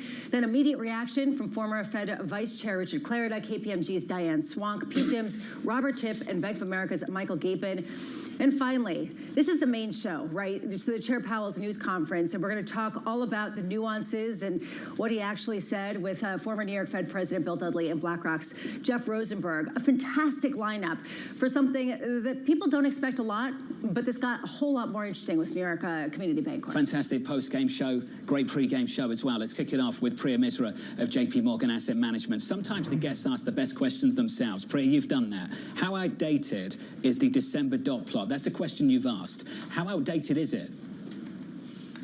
You know, I would argue it is a little outdated. Inflation has continued to decline. You look at the labor market, ECI today. So I think what the Fed might have hoped in December that inflation continues to head lower, well, it has continued to decline. And I would argue parts of the labor market is also sort of moderating. So I would argue when they talked about 3 cuts in December, well, maybe the new dot plot, if they were, and they're not putting out a dot plot today, that number might be 4 or 5. I think the Fed needs to now clearly talk about normalizing policy, not easing. That's the switch I'll be watching for. They need to remove that tightening bias. So I think it is a little bit outdated, but let's see if Chair Powell goes that much, but at least talk about the fact that the Fed should be ready to normalize tapering of QT as well as on the rate cut front. To open that door, buy time, wait for data to sort of push them towards March or May. The focus shifted earlier on this morning. This afternoon, all we're talking about is New York Community Bank. Priya, with that in mind, do you think that's a good reason to buy this bond market today, or just a good excuse? I think it's an excuse. I mean, the whole regional bank issue just tells you the lags. Remember, we talked about the lags for the last 2 years. I mean, it takes a while. There was a lock-in effect. Interest rates matter, but they just matter very differently for different parts of the economy. I would argue banks are extremely interest sensitive. The housing market is interest sensitive. This is another format of banks that may have required capital. They got funding. They didn't get enough capital. But the broader problem, the issue that I think the Fed and we're all facing is monetary policy restrictive. And I would say, yes, it is restrictive. And that's what the Fed needs to start paring back some of that restrictiveness. But they're going to go back to their dual mandate. Look at where inflation is, 3 months, 6 month, 9 month moving averages, close to 2%. The employment situation looks good, but it's a very lagging indicator. So start that normalization. They have their soft landing. Keep that soft landing if they can start that normalization process. Priya, you've got one of the arch calls on Wall Street, which is that the residual, the real yield falls way down to 1%. You're pretty lonely out there right now. What are the ramifications if we see the real yield continue today and breach through 1.60%? What does that signal to Powell and the rest? So to me, real rates, particularly long-end real rates, is what is one measure of how restrictive monetary policy really is. And I think if our star estimates of real equilibrium rate is 50 basis points to 1%, we're well north of that. What that tells you is that there are residual pressures in the system that are slowing things down. And that's what the Fed might be looking. Now, you asked about ramifications. If they were to lower real rates sufficiently, get them close to 1%, it allows the soft landing to last. On bonds, I think, whether they get those real rates lower or not, we're getting significant inflows into bonds. As investors who've been sitting out in cash, the $6 trillion sitting in money market funds, they start to see the Fed starting to cut rates. That reinvestment risk starts to come back into their minds. That's a regret factor. They start to want to lock in these level of rates. So I think it's positive for bonds when the Fed starts to cut rates, because that money starts to move into bonds, and the correlation between bonds and stocks starts to come back, because a hard landing, bonds have a lot of more room to come down. So I think that real rate ultimately will drive how quickly different asset classes price, but it's how we get there. Does the Fed take us there, or does a hard landing take us there? I think that has different implications for risk assets. Priya, I've spent the past 4 hours really thinking about New York Community Bank Corp significantly, and I've been looking at the exact issues that came up here. It looks like there are 2 loans that increased their loan loss provisions dramatically, and there's idiosyncratic issues, but there's a greater concern here that this is just the first shoe to drop, which is the reason why you saw such a broad market action. All things being equal, doesn't it kind of make it more likely the Fed will go in March just because they're looking for an excuse and they already see inflation coming in?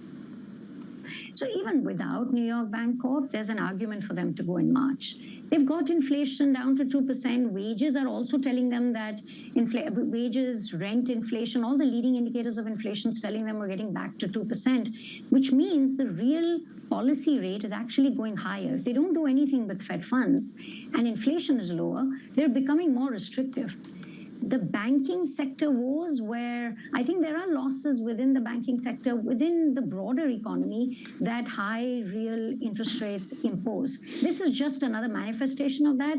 We know we have the commercial real estate overhang, and I think that this would add to the argument for the Fed to cut rates. But even without that, I think start the process, go 25. I think Governor Waller's comments, go methodically, go carefully, cautiously, actually should suggest start in March, and then you can go 25, as opposed to wait until the second half of the year, and then they'll be going 50, 100, and the broader risk market will not know is that good news or bad news. I think it's much easier if you start earlier. Priya, you've been constructive on risk assets, more constructive on credit as well. With everything you've just said, how big is that window now? I think right now, before the Fed meeting, I would say you still have that window, because few things have happened which has made us positive on risk assets. The supply side kicked in, which is why inflation declined close to the Fed's target without resulting in a big rise in the unemployment rate. And the Fed, that despite saying higher for longer, suggests that they can start to normalize. Those 2 factors continue, and the Fed actually starts to normalize. I think you've got that window. I worry if they try to be too cute. I mean, between March, May, June, really, what's a few months among friends? Start the process, tell us, and I'm hoping that Mike Mickey or someone will ask the Fed today that you're starting at 5.5. So the reaction function should argue that, you're so high in real rates, you're so high in nominal rates, start the process. It becomes a lot harder when we get to 3% and 2.5% should the Fed ease or not. But right now, we're coming off really lofty rate levels. So start it. And I think that path will become a lot narrower if the Fed tries to become really cute and says, oh, let's figure out the precise time to start to cut rates. I think just start. We'll get that message to Mike McKee in about 20 minutes' time. Don't worry. Priya, you're going to stick with us. Priya Misra there of JP Morgan Asset Management. Lisa, how many times have we talked about this? Not all rate cuts are created equally. If you're cutting interest rates because banks are struggling, that's very different to cutting interest rates because inflation is coming down nicely towards target. Which is a reason why you saw bonds rally and stocks sell off. Just on the margins, but still, you saw that reaction function shift in response to concern about stress once again in commercial real estate in some of the smaller banks. CK stocks stocks lower by 0.75%. Yeah, stocks are lower here. Microsoft had a terrible day yesterday, not making any money in America. It's a boom economy. It's a highly unusual meeting, John, and to Priya's brilliance there, to me, it's extraordinary here, the importance of getting this process started. The conversation continues. The decision about 17 minutes away. Up next, Matt Lazzetti of Deutsche Bank, and later, former Fed Vice Chair Richard Clarida.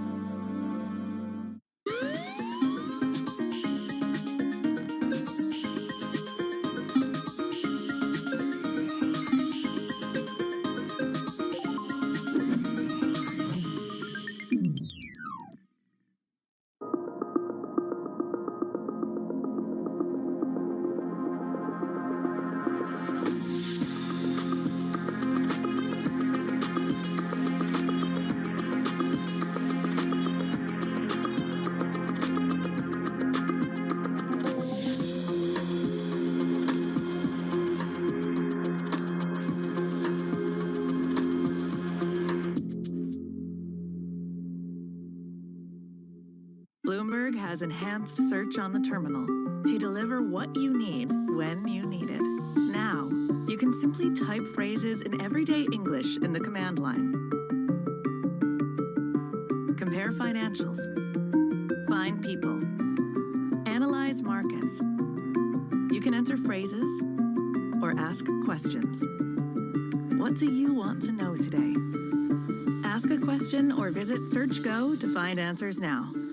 Top names in climate finance are on Bloomberg. I can't tell whether you're optimistic or pessimistic about climate finance. A lot of great stuff is happening, but is it enough? No, it's not enough. I'm biased. I'm a huge investor in both fission and fusion, and hoping that it comes in time. Transition is not going to be an event. It's a process. But at the end of the day, it's the right thing for the planet, it's the right thing for the industry, and there is business opportunity.